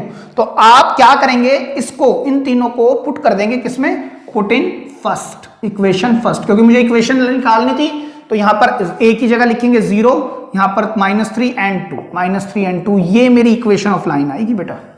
क्लियर है बात। देखिए सारे क्वेश्चन ऑब्जर्वेशन के हैं, ये आप ये नहीं कर सकते कि सर फॉर्मूला डायरेक्ट अप्लाई करें और आंसर, नहीं, समझने तो आपको पड़ेंगे, अच्छे क्वेश्चन है। क्योंकि एक चीज और पूछी हुई है उसने, क्या कि मेरे को है ना इसका पी क्यू डिस्टेंस चाहिए। तो सर पी क्यू डिस्टेंस तो बहुत आसान है, पी क्यू डिस्टेंस, लगाओ distance formula, P Q distance will be, क्या होता है सर, देखिए under root x2 minus x1, कैसे ही कर ले, 1 minus 1 whole square plus 3 minus 6 plus 5 minus 3 whole square. तो कितना आएगा सर, ये तो जीरो हो जाएगी क्वांटिटी, ये कितना है -3 का स्क्वायर होगा 9 और ये हो गया 4, तो root 13 units is the distance between P and Q। ये भी पूछा था उसने। तो सर जैसे ही मेरे पास, इसको बोलते हैं बेटा फुट, पैर परपेंडिकुलर का, फुट ऑफ परपेंडिकुलर मेरे पास जैसे ही आया तो मैंने डिस्टेंस भी निकाल दिया और इक्वेशन भी निकल गई। तो फुट निकालना सबसे इंपॉर्टेंट काम है इसके अंदर।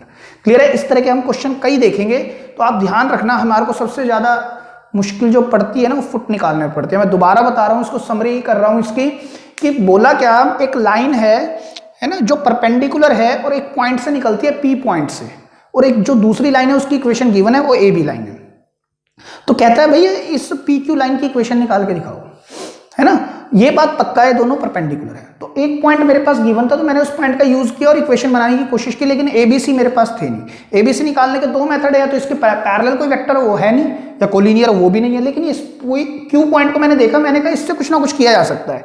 तो मैंने ये कहा कि मैं Q पॉइंट के कोऑर्डिनेट कुछ टाइम्स निकाल सकता हूं यहां से। कैसे सर? मैंने देखा कि जितने भी इस पर आने वाले पॉइंट होंगे वो इस इक्वेशन को सेटिस्फाई करेंगे।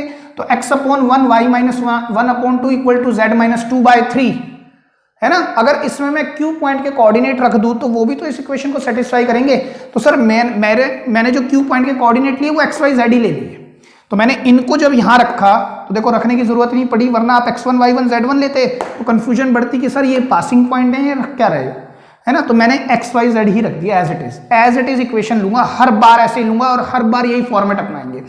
तो x y z मैंने Q पॉइंट के कोऑर्डिनेट उसी में रख दिए, जो कि मुझे चेंज करने की जरूरत नहीं पड़ी। और मैंने कहा जब मैं इसको सॉल्व करूंगा तो कुछ तो आएगा ना निकल के, जब मैं Q पॉइंट के कोऑर्डिनेट रख रहा हूं तो कोई ना कोई वैल्यू आएगी, और वैल्यू तीनों से सेम आएगी, which is equal to lambda.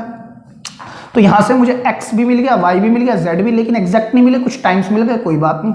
तो x y z मेरे पास जैसे ही आए मैंने यहां पर रखे हुए, तो मैं ये जानता हूं मैं PQ पॉइंट के डायरेक्शन रेशियोज तो निकाल सकता हूं। कैसे सर? लैम्डा -1 और ये -1 और ये -1, बट अगर मैं इसके नीचे डायरेक्ट रख दूं तो सर वो तो लैम्डा में फंस गया। लैम्डा तो लाओ, तो लैम्डा के लिए उसने कंडीशन दी क्या, ये दोनों लाइन आपस में परपेंडिकुलर है। अगर ये दोनों लाइन आपस में परपेंडिकुलर तो A1 A2 B1 B2 C1 C2, मतलब उनके डायरेक्शन रेशियोज का मल्टीप्लाई का सम इक्वल टू 0। तो मैंने उसी का यूज किया और लैम्डा ही निकाल लिया, और जैसे ही लैम्डा आया पॉइंट Q मिल गया, फुट ऑफ परपेंडिकुलर मिलते ही मैंने इक्वेशन ऑफ PQ निकाली, देयर बाय डिस्टेंस। क्लियर हो रही है आपको बात? बहुत ही बढ़िया सवाल है और यही क्वेश्चन 6-6 नंबर में पूछे जाते हैं। दूसरी बात, क्या सर हम इसको चेक कर सकते हैं? एक बार ट्राई करने की कोशिश करते हैं। ये जो लाइन है परपेंडिकुलर है किस पर? इस पर, है ना। ये दोनों लाइन आपस में परपेंडिकुलर है, तो इनके डायरेक्शन रेशियोज के मल्टीप्लिकेशन का सम 0 के इक्वल होना चाहिए। तो सर इसके अब डायरेक्शन रेशियोज हमारे पास आ चुके हैं, ये 0 - 3 2। 0 - 3 2 को अगर मैं, कहाँ है हमारे पास इक्वेशन, 0 - 3 2 ये है, और इसके है 1 2 3। तो आप चेक करो, 0 × 1 0, A1 B1 C1 A2 B2 C2, -3 × 2 -6, 2 × 3 +6। Sir देख लो इक्वल टू 0 आ रहा है। यस, ये दोनों आपस में परपेंडिकुलर है। क्लियर है बात? लिख लो। चलिए स्टूडेंट्स बात करते हैं एक और क्वेश्चन पर। कहता है फाइंड द लेंथ, हमें लेंथ निकालनी है, and foot of perpendicular drawn from the point P to the line this. Again previous question की तरह से ये बेटा एक पॉइंट है मेरे पास P, जिसके कोऑर्डिनेट है 2 - 1 5। इस पॉइंट से या फिर फ्रॉम द पॉइंट P, इससे एक परपेंडिकुलर ड्रॉ होता है एक लाइन के ऊपर। लाइन की इक्वेशन मेरे पास है x - 11/10 y + 2/में -4 and z + 8/में -11। Again ये परपेंडिकुलर है, मिड पॉइंट नहीं है, not a median, it is just a perpendicular. किस लाइन पर? इस लाइन पर। लेट कर लेते हैं इस लाइन को हम AB, है ना। एक मिनट के लिए हमने इसको नाम दे दिया AB लाइन। मेरे को ये PQ, मतलब इस लाइन की इक्वेशन भी निकालनी है। देखो इसमें बोला भी है also find the equation of the line. Again मुझे फुट ऑफ परपेंडिकुलर भी निकालना है, मतलब Q पॉइंट के कोऑर्डिनेट्स, और तीसरी बात सर मुझे लेंथ भी निकालनी है। तीनों चीज पूछी है इसने, ठीक है, बिल्कुल सेम क्वेश्चन है। तो मैं यहां पर लिख देता हूं टू फाइंड, क्या क्या निकालना है सर हमें? इक्वेशन ऑफ PQ लाइन, एक बात। दूसरी बात, फुट ऑफ परपेंडिकुलर मतलब पॉइंट क्यू हमें निकालना है। Number 3, distance between P and Q, मतलब P Q का डिस्टेंस भी हमें निकालना है। हमें तीनों चीज निकालनी है। क्लियर है ये बात? सर हम करेंगे कैसे? देखो फिर से उसी तरह से हम चलाएंगे क्वेश्चन को, as the standard form of equation of line in Cartesian form में लिखने जा रहा हूं। x minus x1 over a, y minus y1 upon में b and z minus z1 upon में c, है ना। मेरे को ये पता है एक पॉइंट है p पॉइंट पास करता है इससे, तो मैं लेट कर लेता हूं, let the point p 2 minus 1 and 5 passes through the new line, है ना, नई लाइन से पास करता है। तो ये मेरे पॉइंट आ गए x1 y1 z1, तो मैं यहां पर लिख सकता हूं x minus 2 y plus 1 and z minus 5, नीचे c b और a। आप देख रहे होंगे हर बार हमें DRC निकालने पर काम करना होता है। या तो DR निकालने के क्या मेथड है सर? ABC, या तो ABC किससे मिलेंगे? या तो पैरेलल या कोलिनियर वेक्टर। तो इस लाइन के पैरेलल या कोलिनियर कोई वेक्टर हो सर? वो तो है नहीं। लेकिन सर मुझे एक बात पता है, पॉइंट Q है, मतलब दो पॉइंट की सहायता से मैं पैरेलल या कोलिनियर वेक्टर निकाल सकता हूं। तो सर ये पॉइंट कैसे भी निकल के आ जाए। फिर मैं वही सोच रहा हूं कि ये जो पॉइंट है ये एक ऐसा पॉइंट है, इंटरसेक्शन पॉइंट है, जो इस लाइन की इक्वेशन को भी सेटिस्फाई करेगा और इस लाइन को भी। तो अगर इसके जो कोऑर्डिनेट है, मैंने लेट कर लिया x Y z, let the coordinate of point Q be x y z will satisfy किसको? The equation of given line, क्या नाम है उसका? AB। इसको सेटिस्फाई करेंगे तो हम कह सकते हैं, अगर इन पॉइंट्स को इस इक्वेशन में रख दे तो सर x y z अलग अलग रखने की कोई जरूरत नहीं, आप वही लिख दे x माइनस, हमारे पास इक्वेशन दी हुई है x minus 11 over 10 equal to y plus 2 upon में minus 4 and z plus 8 upon में माइनस 11। क्लियर है? अब देखो मैं ये जानता हूं x y z जो मेरे कोऑर्डिनेट होंगे, कोई नंबर होंगे, तो जब ये कैंसिल होगा तो किसी ना किसी वैल्यू के इक्वल आएगा, और जो ये देगा वही ये देगा, क्योंकि ये इक्वल है, सेम वे ये। तो मैंने इसको कहा let suppose it is equal to lambda. Clear है? और ये बात आपको, ठीक है, हम किस तरह से काम करेंगे, तो मैं यहां से x कोऑर्डिनेट भी निकाल सकता हूं, y भी z भी। जो x y z होगा ना वो Q पॉइंट के मेरे कोऑर्डिनेट आ जाएंगे। देखिए क्या करने जा रहा हूं मैं, तो therefore we can say x minus 11 over 10 equal to lambda, y plus 2 upon minus 4 equal to lambda, z plus 8 upon minus 11 equal to फिर से लैम्डा। तो x इज इक्वल टू, देखिए 10 लैम्डा, ये माइनस 11 उधर जाएगा तो प्लस 11, आपने भी डायरेक्ट लिखना है। y कोऑर्डिनेट क्या होगा? माइनस 4 लैम्डा, उधर जाएगा तो negative 2। Same way z will be equal to minus 11 lambda and negative 8। X Y Z आ गए मेरे पास, तो देयरफॉर पॉइंट Q मेरे पास जो आएगा वो एक्स वाई जेड की फॉर्म का, मतलब 10 lambda plus 11 minus 4 lambda minus 2 comma minus 11 lambda minus 8। तो मैं इन बातों को यहां भी लिख सकता हूं। क्या मेरे पास कोऑर्डिनेट आए हैं सर? ये 10 lambda plus 11 minus 4 lambda minus 2 minus 4 lambda minus 2 comma minus 11 lambda minus 8 minus 11 lambda minus 8। Clear है ये बात? एक्स वाई जेड आ गए सर। अब सर दिक्कत क्या हो रही है कि मेरे को जो ये सब मैंने काम किया है ना, एबीसी निकालने के चक्कर में काम किया, जिसको मैं इक्वेशन 1 बोल रहा हूं। अब ये एबीसी सर आ सकते हैं डीआर्स, सर दोनों पॉइंट अगर मुझे पता हो तो डीआर्स निकाल दूं यहां, लेकिन लैम्डा फंसा हुआ है, तो लैम्डा की वैल्यू निकालने के लिए एक कंडीशन और बताई हुई है उसने, as P Q is perpendicular to A B. अगर ये दोनों आपस में परपेंडिकुलर हैं, इस बात का मतलब क्या हुआ बेटा? Condition of perpendicularity applies, condition of perpendicularity applies here. इस बात का फर्दर मतलब है a1 a2 plus b1 b2 plus c1 c2 is equal to 0, क्योंकि मैं लैम्डा की वैल्यू मिल जाए ना मुझे, तो Q पॉइंट के कोऑर्डिनेट आ गए। तो देखिए a1 a2, देखिए हम क्या करेंगे, a1 कौन है sir? a1 b1 c1 dr से डायरेक्शन रेशियोज किस लाइन के? मान लो मैंने ab लाइन बोल दी, ab लाइन, ठीक है, और dr of P Q line, sir वो भी निकाल लेते हैं हम। तो इनको मैंने A1 B1 C1 बोल दिया। A1 B1 C1 क्या है? ए बी लाइन के डी आर्स। तो सर 10 - 4 - 11, 10 - 4 - 11, और जो ऊपर है वो स्टैंडर्ड फॉर्मेट में होना चाहिए, x - x1 y - y1 z - z। Clear है? तभी हम ऐसे लिख सकते हैं। Same way A2 B2 and C2। तो A2 कितना है sir? A2 D Rs of P Q line. P Q line के डी आर्स कैसे निकालेंगे सर? 10 लैम्डा प्लस 11 - 2 है ना, x2 - x1, यही तो डी आर देगा। -4 lambda -2 plus 1, same way -11 lambda -8 and -5। तो ये अल्टीमेटली हमारे पास कितने आ जाएंगे सर? 10 लैम्डा प्लस 9, यहां से आएगा -4 लैम्डा -1, और यहां से कितना आएगा? -11 लैम्डा माइनस का 13 आएगा ना। तो ये मेरे पास आ चुका है। देखिए मैंने डबल एरो लगा दिया। क्लियर है बात?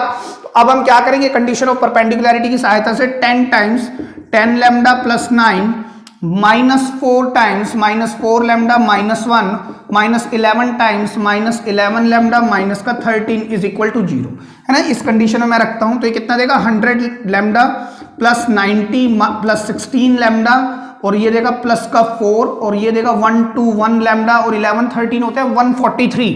तो प्लस 143 इज इक्वल टू 0। ठीक है? 100 और 16, 116 और 121 ये होंगे बेटा 237 लैम्डा। ठीक है? 90 और 143 हो गए 233 और 4। अरे वाह सर, ये तो 237 यहां से भी आ गया इक्वल टू 0। तो लैम्डा की वैल्यू क्या आएगी? ये उधर जाएगा तो -237 अपॉन 237 विल गिव यू -1 मिलेगा सर। -1 लैम्डा की वैल्यू आ गई, और अगर लैम्डा की वैल्यू -1 आ गई तो क्यू पॉइंट तो सर अब हम आराम से निकाल लेंगे। क्यू पॉइंट के कोऑर्डिनेट क्या आएंगे सर? -1 यहां रखो, -10 + 11 1, -1 यहां रखो, +4 -2 2, -1 यहां रखोगे तो 11 - 8 3, 1 2 3 हमारे पास क्यू पॉइंट के कोऑर्डिनेट आ गए। तो सर एक काम तो आ गया, पॉइंट क्यू का कोऑर्डिनेट चेक करो। ठीक है? अगर पॉइंट क्यू आ गया तो सर मैं यहां से डी आर्स भी तो निकाल सकता हूं। D Rs of P Q line क्या होगा सर? वो 1 - 2, देखो ए बी सी क्या होगा? 1 - 2 -1 रेशियो, 2 - -1 3 रेशियो, 3 - 5 -2। तो सर इनको आपने कहां बिठाना है? Put in equation first, put in equation first. तो सर फर्स्ट इक्वेशन मेरे पास ये रही, तो हम यहां रख देते हैं। क्या आएगा सर? -1 3 एंड -2। और अब हमसे एक बात और पूछिए, क्या डिस्टेंस? तो सर आप लगाएं डिस्टेंस फॉर्मूला। क्या होगा डिस्टेंस फॉर्मूला पी क्यू के बीच में? P Q equal to √। देखिए मैं इसको हटा रहा हूं, यहां से करते हैं 1 - 2 का स्क्वायर -1 का स्क्वायर प्लस 2 - -1 मतलब 3 का स्क्वायर प्लस 3 - 5 मतलब -2 का स्क्वायर हो गया 1, और ये 9 10 और 4 14 √14 यूनिट्स। मेरे पास क्या आएगा? Distance between P and Q। Clear है ये बात आपको? ठीक है बेटे, एक बात हो रहा है, यहां तक तो मैंने प्रेजेंटेशन अच्छे से बताई है।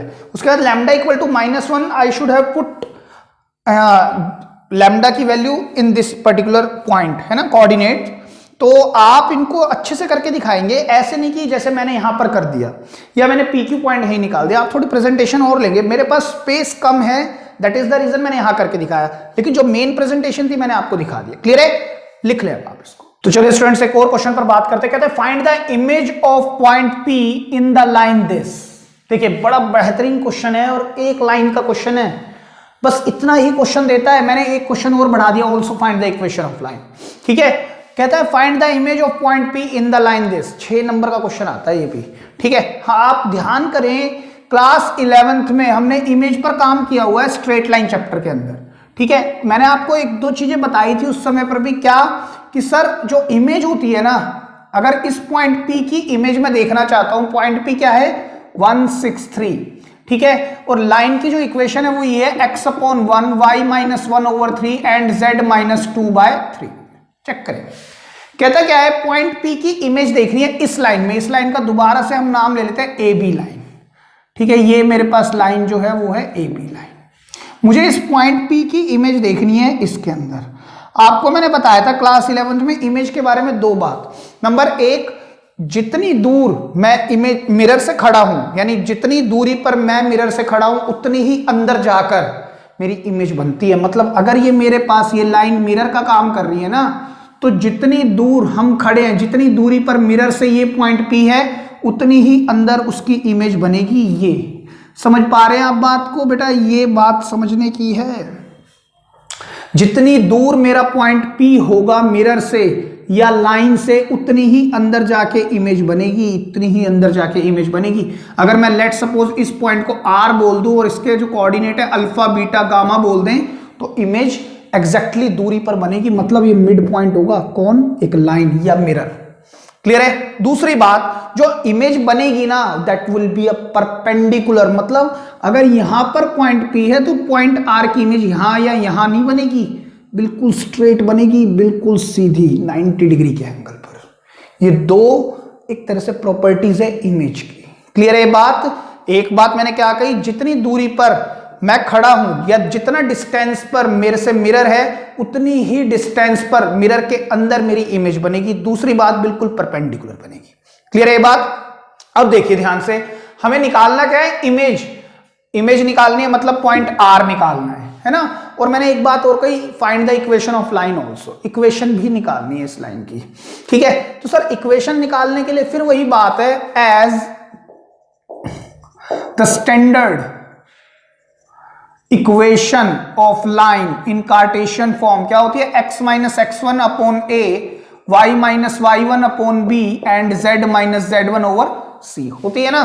तो sir let the point P, जिसका नाम है 163, passing through new line. New line कौन सी लाइन है ये?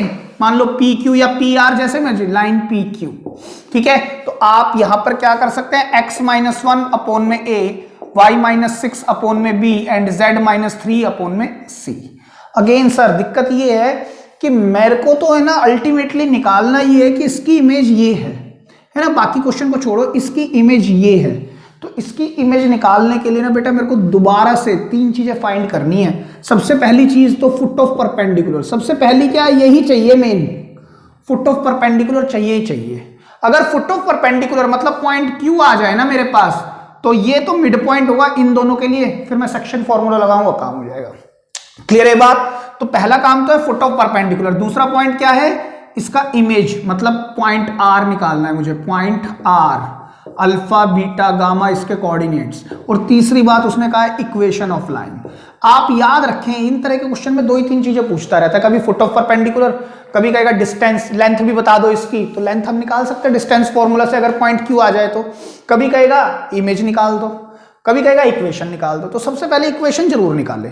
सबसे अच्छा तरीका है इक्वेशन को जरूर निकाले, चाहे पूछे ना पूछे आप इक्वेशन निकाल दें। ठीक है, हार्डली 2-3 मिनट लगते हैं, आप निकाल दें। हर क्वेश्चन में देखना मैं इक्वेशन जरूर निकलवा रहा हूं। क्लियर है ये बात? तो देखिए कैसे करेंगे सर, ABC डायरेक्शन रेशियोज निकालने के लिए ना 2 ही कंडीशन है, या तो इसका पैरेलल या कोलिनियर वेक्टर हो। इस लाइन के पैरेलल या कोलिनियर वेक्टर दिया है कुछ? सर नहीं दिया। तो सर अगेन पॉइंट Q निकालो, तो लेट कर लो point Q x y and z, है ना? Let the point Q x y z be foot of perpendicular, है ना? foot of perpendicular on the line AB, है ना? तो it means it will satisfy the equation of line AB। Given line है ना ये, तो सर इसका मतलब ये हुआ अगर इसके पॉइंट AB लाइन को सेटिस्फाई करेंगे तो क्या मैं XYZ अपने Q पॉइंट के XYZ यहां पर लिख सकता हूं? हाँ बिल्कुल लिख सकते हैं। और मैं डायरेक्ट क्या करने जा रहा हूं? y minus 1/3 z minus 2/3। Again XYZ मेरे कोऑर्डिनेट होंगे, तो जब ये इक्वेट होंगे तो कोई लैम्डा नाम का कांस्टेंट मेरे पास निकल के आएगा, है ना? कोई ना कोई कांस्टेंट तो देगा वैल्यू। क्लियर है बात? जब ये इसको x की जगह पर जब मैं कोई कांस्टेंट रखूंगा पॉइंट Q का कोऑर्डिनेट, तो एक वैल्यू निकल के आएगी। सेम वे यहां से, सेम वे यहां से, और तीनों इक्वल है तो तीनों ही वैल्यू सेम आएंगी, तो दैट इज कॉल्ड लैम्डा। तो सर मैं x कोऑर्डिनेट को यहां से निकाल सकता हूं Q पॉइंट के लिए, तो x will be equal to lambda, y will be equal to 3 lambda plus 1 and z will be equal to 3 lambda plus 2।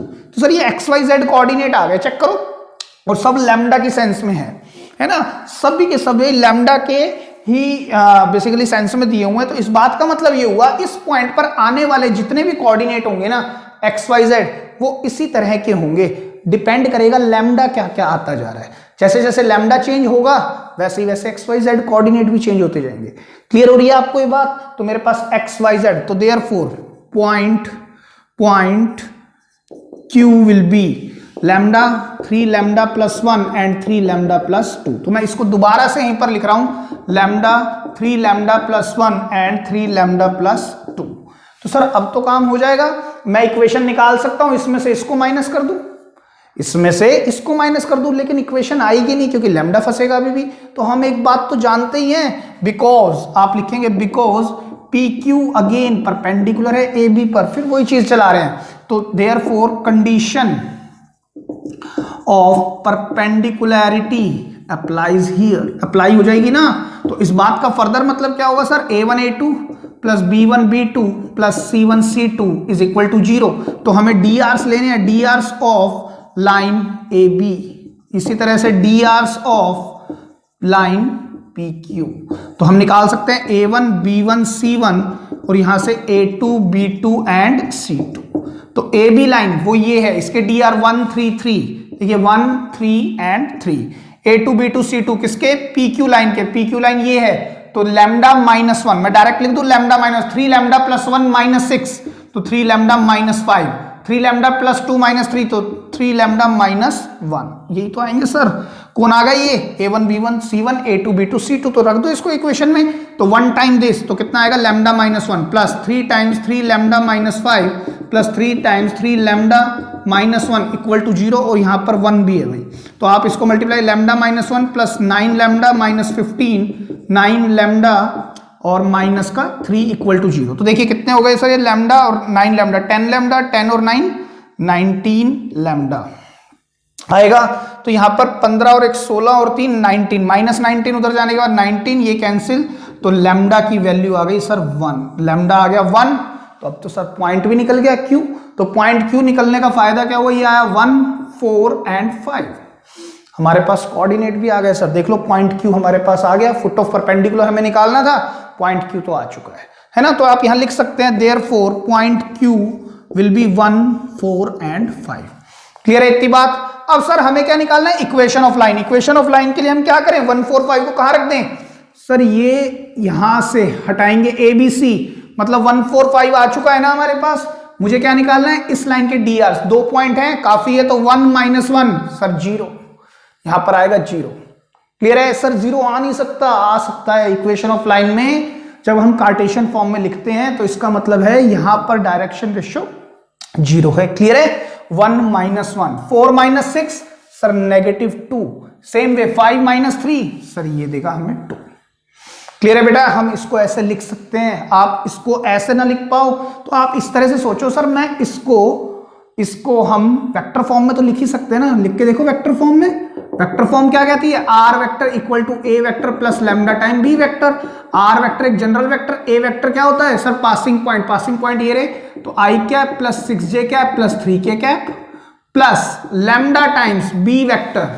B vector कौन सा वेक्टर होता है सर, जो एक कोलिनियर या पैरेलल वेक्टर है। तो 2 पॉइंट गिवन है, वैसे हमने यहां से निकाल ही लिया, तो सर 0 इंटू आई, उसको लिखने की जरूरत नहीं है, लेकिन आगे तो लिखेंगे minus 2j cap plus 2k cap, ये होगा हमारा।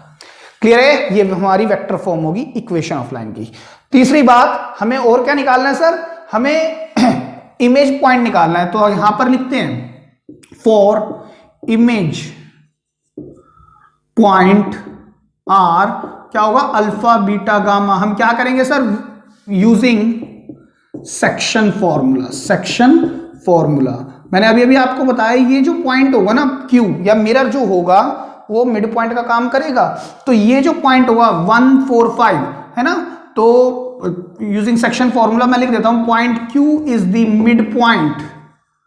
Mid point between P and R होगा ना, इन दोनों के बीच का Q एक मिड पॉइंट होगा। तो देयरफॉर X मतलब 1 will be equal to alpha plus 1 upon में 2, same way 4 will be equal to किसके इक्वल, बीटा प्लस 6 अपॉन में 2, same way 5 will be equal to 3 plus gamma upon में 2। तो देखिए 2 और लैम्डा, लैम्डा आ जाए, सॉरी अल्फा आएगा 1, चेक करो आप।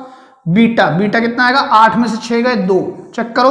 और 2 5 10, 10 माइनस 3 7, तो गामा आएगा 7। तो मेरे पास देयरफॉर पॉइंट आर क्या हो गया, 1 2 एंड 7। क्लियर है, लिख लें। तो चलिए स्टूडेंट्स एक और क्वेश्चन पर बात करते हैं। कहता है फाइंड द कोऑर्डिनेट्स, हमें कोऑर्डिनेट्स निकालने किसके, foot of perpendicular drawn from the point A, है ना। एक मेरे पास पॉइंट ए है जिसके कोऑर्डिनेट है 184, और ये जो पॉइंट है ना, यहां से एक लाइन निकलती है या परपेंडिकुलर निकलता है, जो किस पर परपेंडिकुलर है सर, एक लाइन पर, है ना। मैं इसको थोड़ा सा बिल्कुल स्ट्रेट बनाने की कोशिश करता हूं। इस पर ये एक लाइन, ये या फिर फुट ऑफ परपेंडिकुलर मुझे निकालना है इसका। ये ए है और यहां पर मेरे पास 2 पॉइंट दिए हैं, बी और एक सी। चेक करें आप, कहता है क्या है, दोबारा पढ़ें। Find the coordinates of foot of perpendicular drawn from the point, मतलब परपेंडिकुलर ड्रॉ किया जाता है इस पॉइंट से, है ना। किस लाइन पर, इस लाइन पर। ये फुट निकालना है मेरे को, ए डी निकालना है, एक्स वाई और फिर जेड, ये पॉइंट निकाल के लाना है। ठीक है, पूछने को कुछ भी पूछ सकता है, कह दे इसकी इक्वेशन निकाल दो, कह दे अगर ये फुट आ जाए तो इसके डिस्टेंस भी निकाल दो, या इस पॉइंट की इमेज भी निकाल दो, सब कुछ निकाल सकते हैं सर। हर क्वेश्चन हम इस तरह से देख रहे हैं, है ना। इस बार एक गड़बड़ है कि ये लाइन की इक्वेशन नहीं दी है उसने, इसके क्या दिए हुए कोऑर्डिनेट 0 -1 3 एंड सी क्या है 2 -3 एंड -1। तो सर सबसे पहले मैं ये जानता हूं कि मैं अभी तक यही कर रहा था, इसकी इक्वेशन मैं निकाल दूं, क्योंकि एक मेरे पास पासिंग पॉइंट है लेकिन इसके पैरेलल वेक्टर नहीं, बट एक पॉइंट और है जो किसकी लाइन को सेटिस्फाई करेगा, इसकी इक्वेशन को सेटिस्फाई करेगा। लेकिन सर इसकी इक्वेशन है ही नहीं। तो सबसे पहले हम इक्वेशन ऑफ बीसी लाइन निकालने की कोशिश करते हैं। क्यों, क्योंकि इस पर तो सर 2 पॉइंट गिवन है, तो पैरेलल वेक्टर भी ले सकता हूं और सर एक पॉइंट भी गिवन है। तो हम जानते हैं as the equation of line, ये स्टैंडर्ड इक्वेशन ऑफ लाइन क्या होता है sir, x minus x1 upon a, y minus y1 upon b, z minus z1 over c। तो लेट कर लो, let the line passes through, कोई भी एक पॉइंट उठा लो, ये उठा लो या ये उठा लो, है ना। तो मैंने b ले लिया, b पॉइंट क्या है 0 -1 3, एंड मुझे दूसरी चीज क्या चाहिए, इसके पैरेलल वेक्टर या कोलिनियर वेक्टर। तो उसको निकालने का एक ही तरीका है, पैरेलल वेक्टर तो है नहीं, लेकिन सर 2 पॉइंट गिवन है, तो मैं drs निकाल देता हूं। drs ऑफ bc लाइन क्या होते हैं sir, will be equal to a b c। a का मतलब x2 माइनस x1, b का मतलब y2 माइनस y1, c का मतलब z2 माइनस z1। किसी को भी x2 y2 कर सकते हैं आप। x1 इसको ले लिया तो x2 इसको ले लो, 2 minus 0 sir 2 minus 0 ratio -3 minus -1 ratio -1 ही है ना, हाँ -1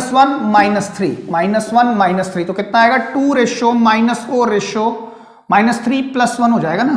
तो ये तो हो गया सर -2, चेक करो। और -1 -3 सर -4, ये मेरे पास क्या आ गए हैं, drs आ गए बीसी लाइन के। तो सर इक्वेशन इसमें पुट कर देते हैं। तो x माइनस 0 अपॉन में 2 equal to y plus 1 upon में -2 equal to z minus 3 upon में -4। तो सर मेरे पास इक्वेशन तो आ गई, लेकिन सर मेरे को बीसी की इक्वेशन नहीं निकालनी थी। किसकी इक्वेशन आई है, इक्वेशन ऑफ बीसी लाइन, है ना, इसकी इक्वेशन आ चुकी है। बट सर मुझे बीसी की इक्वेशन तो निकालनी नहीं, मुझे तो एडी चाहिए। तो एडी निकालने के लिए या तो आप एक काम करो, क्या कि sir equation of AD line निकाल लो, है ना। कैसे निकाल सकते हैं, एक पासिंग पॉइंट है, जैसे हमने प्रीवियस क्वेश्चन में किया, x minus this, y minus this, z minus this upon में ABC। सर ABC निकालने के लिए D पॉइंट इसको सेटिस्फाई करेगा, है ना। तो हमें तो सर इक्वेशन निकालनी नहीं है इस बार। तो हमें अगर इक्वेशन नहीं निकालनी तो मैं क्यों चक्करों में फंसूं, मैं तो सिर्फ D पॉइंट पर काम करता हूं। As dxyz is the foot of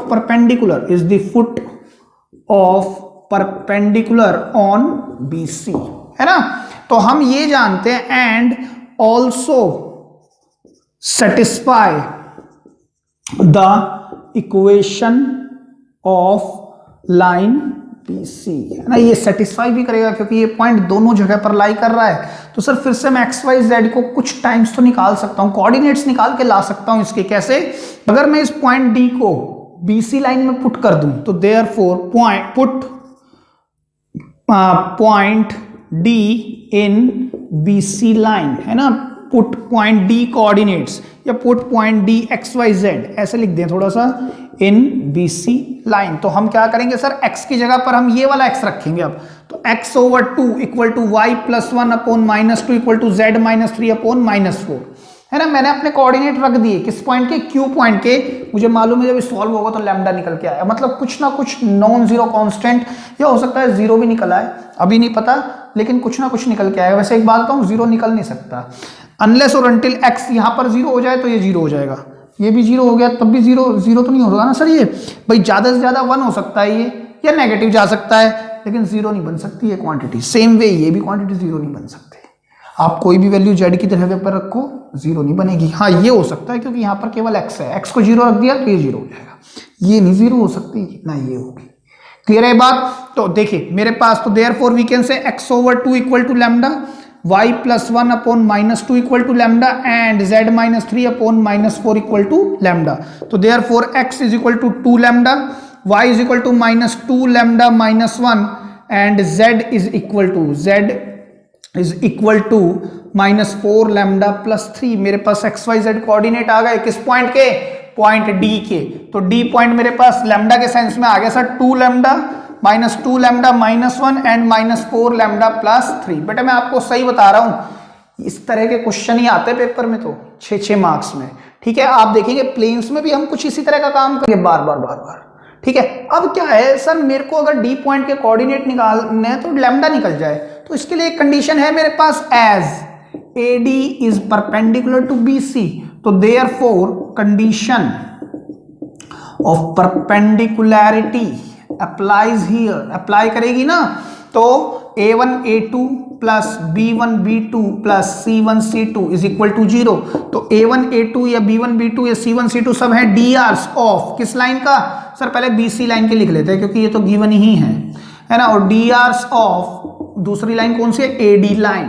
तो देखिए BC line A1 B1 C1 क्या होंगे, BC लाइन ये रही 2 -2 -4 2 -2 -4 A2 B2 C2 क्या होंगे सर, AD लाइन के DRs। तो 2 लैम्डा -1 लिखेंगे ना, सेम वे -2 लैम्डा -1 और -8 देगा -9 -4 लैम्डा +3 और -1। तो आप अगर इसको इसमें रखते हैं इनको, यानी कि इन दोनों को A1 A2 B1 B2 C1 C2 को इस इक्वेशन में रखते हैं तो कितना आएगा, देखिए 2 टाइम्स 2 लैम्डा -1 -2 लैम्डा -9 -4 लैम्डा -1 है ना। किसके इक्वल लाना है हमारे को, इक्वल टू 0।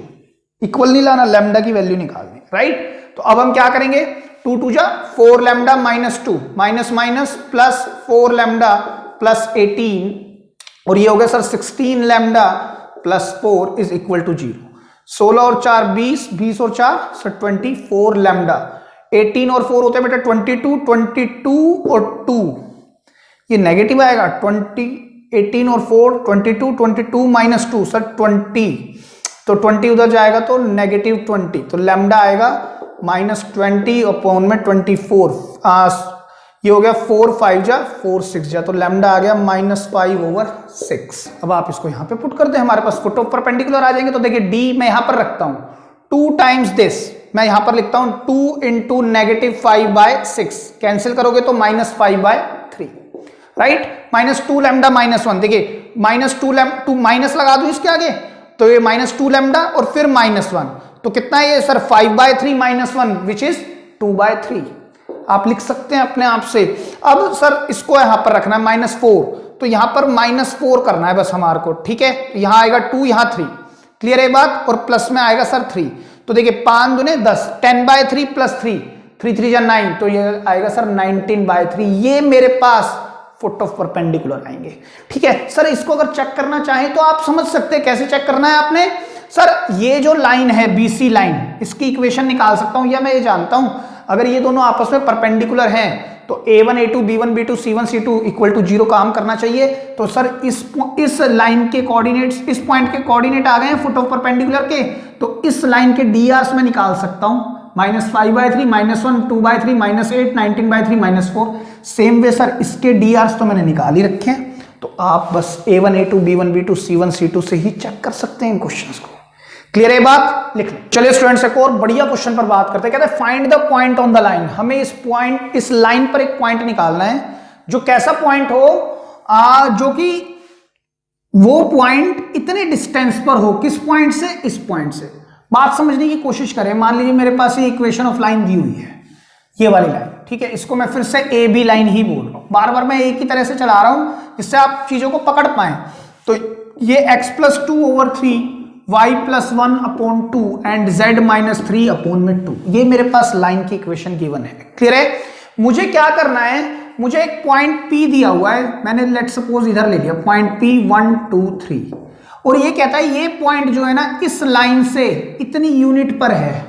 तो एक बात बताओ, इसने बताया है क्या ये पॉइंट जो है परपेंडिकुलर है? ये जो डिस्टेंस जो कवर कर रहा है 3√2 ये शॉर्टेस्ट डिस्टेंस है, या कुछ ऐसा बताया नहीं है ना। तो हम ऐसे नहीं कुछ भी लेंगे। मैंने कहा ये पॉइंट इस तरह से, मतलब इसमें परपेंडिकुलर जरूरी नहीं है, ये है ना। तो मैं इस पॉइंट को लेट करता हूं, ये पॉइंट Q है, अगेन x y और z, ये कितनी दूरी पर है? ये पॉइंट 3√2 दूरी पर है। ध्यान से समझने की कोशिश करना भाई। हर बार परपेंडिकुलर बोल रहा था तो हम परपेंडिकुलर ले रहे थे, लेकिन इस बार उसने कहा कि एक पॉइंट P है जिसके कोऑर्डिनेट है 1 2 3, वो उस एक ए बी लाइन से कुछ दूरी पर है। कितना है? 3√2। तो मैंने इसको 3√2 बस दूरी पर ले लिया। क्लियर है आपको ये बात? ठीक है। जब तक वो परपेंडिकुलर नहीं बोलेगा तब तक हम नहीं लेंगे, इमेज जैसा वर्ड नहीं बोलेगा तब तक हम नहीं ले सकते। उसने कुछ बताया नहीं है, बस उसने बोला इतने डिस्टेंस पर है। तो हमें निकालना क्या है? Find the point on the line, मतलब ये पॉइंट निकालना है, Q पॉइंट। क्लियर है ये बात? तो देखिए हम जानते हैं एज या let point Q x y z lying on the line AB, है ना। तो therefore it will also satisfy the equation of line AB। करेगा ना? ये बात तो समझ में आ ही रही है सर, हर बार यही तो कर रहे हैं। तो हम एक काम ये कर सकते हैं कि इस पॉइंट के जो कोऑर्डिनेट हैं अगर मैं इस इक्वेशन में रख दूं तो काम हो जाएगा। तो therefore x+2/3 is equal to y+1/2 and z-3/2। x y z मैंने अपने वाले रख दिए। मैं बार बार बोल रहा हूं आपको, मैं x1 y1 z1 इसलिए नहीं ले रहा हूं क्योंकि आपको फिर कंफ्यूजन होगी कि x1 y1 z1 सर यहां रख रहे हो तो ये क्या है? ये भी तो x1 y1 z1 है, तो मैं इसलिए नहीं ले रहा हूं। ठीक है। x2 y2 z2 भी लेते हैं तब भी सर वो कोऑर्डिनेट जैसे दिखते हैं, तो मैं इनको अलग रख रहा हूं, x y z ही लेके चल रहा हूं। आप PQR लेंगे बहुत सारे अननोन में फंसेंगे, उससे अच्छा है x y z ही समझे कि ये मेरे पॉइंट Q है और मेरे को ये ही यहां पर रखना है, x y z ही रख दिया हमने। क्लियर है ये बात? अब मैं ये जानता हूं जो मेरा पॉइंट होगा Q वो तो एक स्पेसिफिक पॉइंट होगा which will give you some value, तो it will be equal to some constant lambda, है ना। That will be a non zero constant, है ना। अगेन जीरो तो नहीं आएगा किसी भी हाल में, आप चेक कर लो। x को कुछ भी रख लो ये क्वांटिटी जीरो नहीं बन सकती। सेम वे y को कुछ भी रख लो, z को कुछ भी रख लो, जीरो नहीं बनेगी, नहीं बनेगा ना। लेकिन सर मैं x y z निकाल सकता हूं, मतलब पॉइंट Q मैं निकाल सकता हूं कहीं ना कहीं। तो x will be equal to, मैं डायरेक्ट लिख दूं 3 लैम्डा और ये 2 उधर जाएगा तो -2, है ना। y will be equal to 2 lambda और ये 1 उधर जाएगा तो -1। आप थोड़ा सा सोचें, z equal to 2 lambda plus में 3, ये मेरे पास आ गए कौन? x y z। तो जो मेरा Q पॉइंट होगा ना वो किस सेंस का होगा? 3 लैम्डा -2, 2 लैम्डा -1, 2 लैम्डा +3। बताएं ये बात क्लियर है या नहीं है? ठीक है। अभी भी मुझे क्या निकालना है सर? मुझे है ना फाइंड द पॉइंट, मुझे पॉइंट Q निकालना है। अगर पॉइंट Q निकालना है तो सर लैम्डा निकल के आ जाए, है ना। और अगर लैम्डा निकालना है तो सर इस बार तो कंडीशन ऑफ परपेंडिकुलरिटी काम ही नहीं करेगी। क्यों नहीं करेगी? क्योंकि ये लाइन का जो बताया है बस दूरी बताइए, ये तो नहीं बताया ना कि ये परपेंडिकुलर डिस्टेंस है, ऐसा कुछ नहीं बताया। तो हमारे को गिवन है एक चीज 3√2, मतलब डिस्टेंस गिवन है, तो कहीं ना कहीं डिस्टेंस का यूज करेंगे। जो कंडीशन गिवन है उसी से चलाएंगे। As distance between P and Q is 3√2 units. तो therefore on applying distance formula, हम अप्लाई कर सकते हैं ना डिस्टेंस फॉर्मूला। तो क्या होगा सर? देखिए 3√2 मैं काम करता हूं वहां पर रूट अंडर रूट लेने की बजाय इसका स्क्वायर कर देता हूं और x2 माइनस x1 तो 3 लैम्डा माइनस 2 माइनस 1 का whole square plus sir 2 lambda minus 1 minus 2 whole square plus 2 lambda plus 3 minus 3 whole square लिख सकते हैं। तो ये 3 3 जा 9 2 जा 18 देगा। ये कितना हो गया sir 3 lambda minus 3 whole square plus 2 lambda minus 3 whole square plus 2 lambda square, क्योंकि 3 से 3 कैंसिल हो जाएंगे राइट। तो अगर मैं इनके स्क्वायर्स को खोल दूं 9 लैम्डा प्लस 9 9 2 जा 18 लैम्डा प्लस 2 2 जा 4 लैम्डा स्क्वायर भी आएंगे सच्चे है ना। 3 3 जा 9 6 2 जा 12 minus 12 lambda plus 4 lambda square. Clear है बात। अब देखिए सर 9 और 9 18 और ये भी 18, ये क्वांटिटी कैंसिल हो गई तो ये कितना बचा 9 और 4 13 और 4 17 ही बचेगा ना। 9 और 4 13 और 1 4 17 लैम्डा स्क्वायर 18 माइनस 12 ये हो गया सर माइनस 30 लैम्डा। चेक करें और इक्वल टू 0। तो यहां से मेरे पास देयरफॉर लैम्डा अगर मैं कॉमन ले लूं तो 17 लैम्डा माइनस 30 इक्वल्स टू 0। तो देयरफॉर लैम्डा या तो 0 के इक्वल या लैम्डा आएगा 30/17। दो वैल्यू आएंगी लैम्डा की। तो मतलब दो कोऑर्डिनेट ऐसे होंगे इस लाइन पर जो सेम दूरी पर होंगे इस पॉइंट P से। कितनी दूरी 3√2 यूनिट्स। समझ आ रही है आपको ये बात। ऐसे क्वेश्चन आपने 11th में भी किए हुए हैं। तो हम एक काम करते हैं तो therefore if lambda equal to 0 तो then point Q will be, अगर lambda ही 0 है तो ये क्वांटिटी 0 तो आएगा -2 फिर कितना आएगा -1 and 3 यही मेरे पास आएगा है ना Q पॉइंट। if lambda कितना है सर 30/17 तब देखते हैं हमारे पास then point Q will be देखिए 3 into 30 अपॉन में 17 minus 2 comma minus 2 comma 2 into 30/17 minus 1 comma 2 into 30/17 plus में 3। तो सर ये होगा 90 minus 34 will give you 56/17। 60 minus 17 होंगे सर 43/17। ये हो गया 60 और 51। 60 और 51 कितने हो गए सर 111/17। तो इस बात का मतलब ये हुआ कि इस पॉइंट P से दो पॉइंट होंगे। दो पॉइंट मान लो मैंने एक पॉइंट यहां पर ले लिया Q, एक पॉइंट होगा ये वाला P से और एक पॉइंट होगा ये वाला Q P से जो कि 3√2 यूनिट पर होगा इस लाइन पर। कौन सी AB लाइन पर। क्लियर है बात। तो बेटा this is all about for today's lecture. और मैंने बहुत ही बढ़िया क्वेश्चन लेने की कोशिश की है लाइन पर। इससे बाहर लाइन पर कुछ नहीं पूछेगा।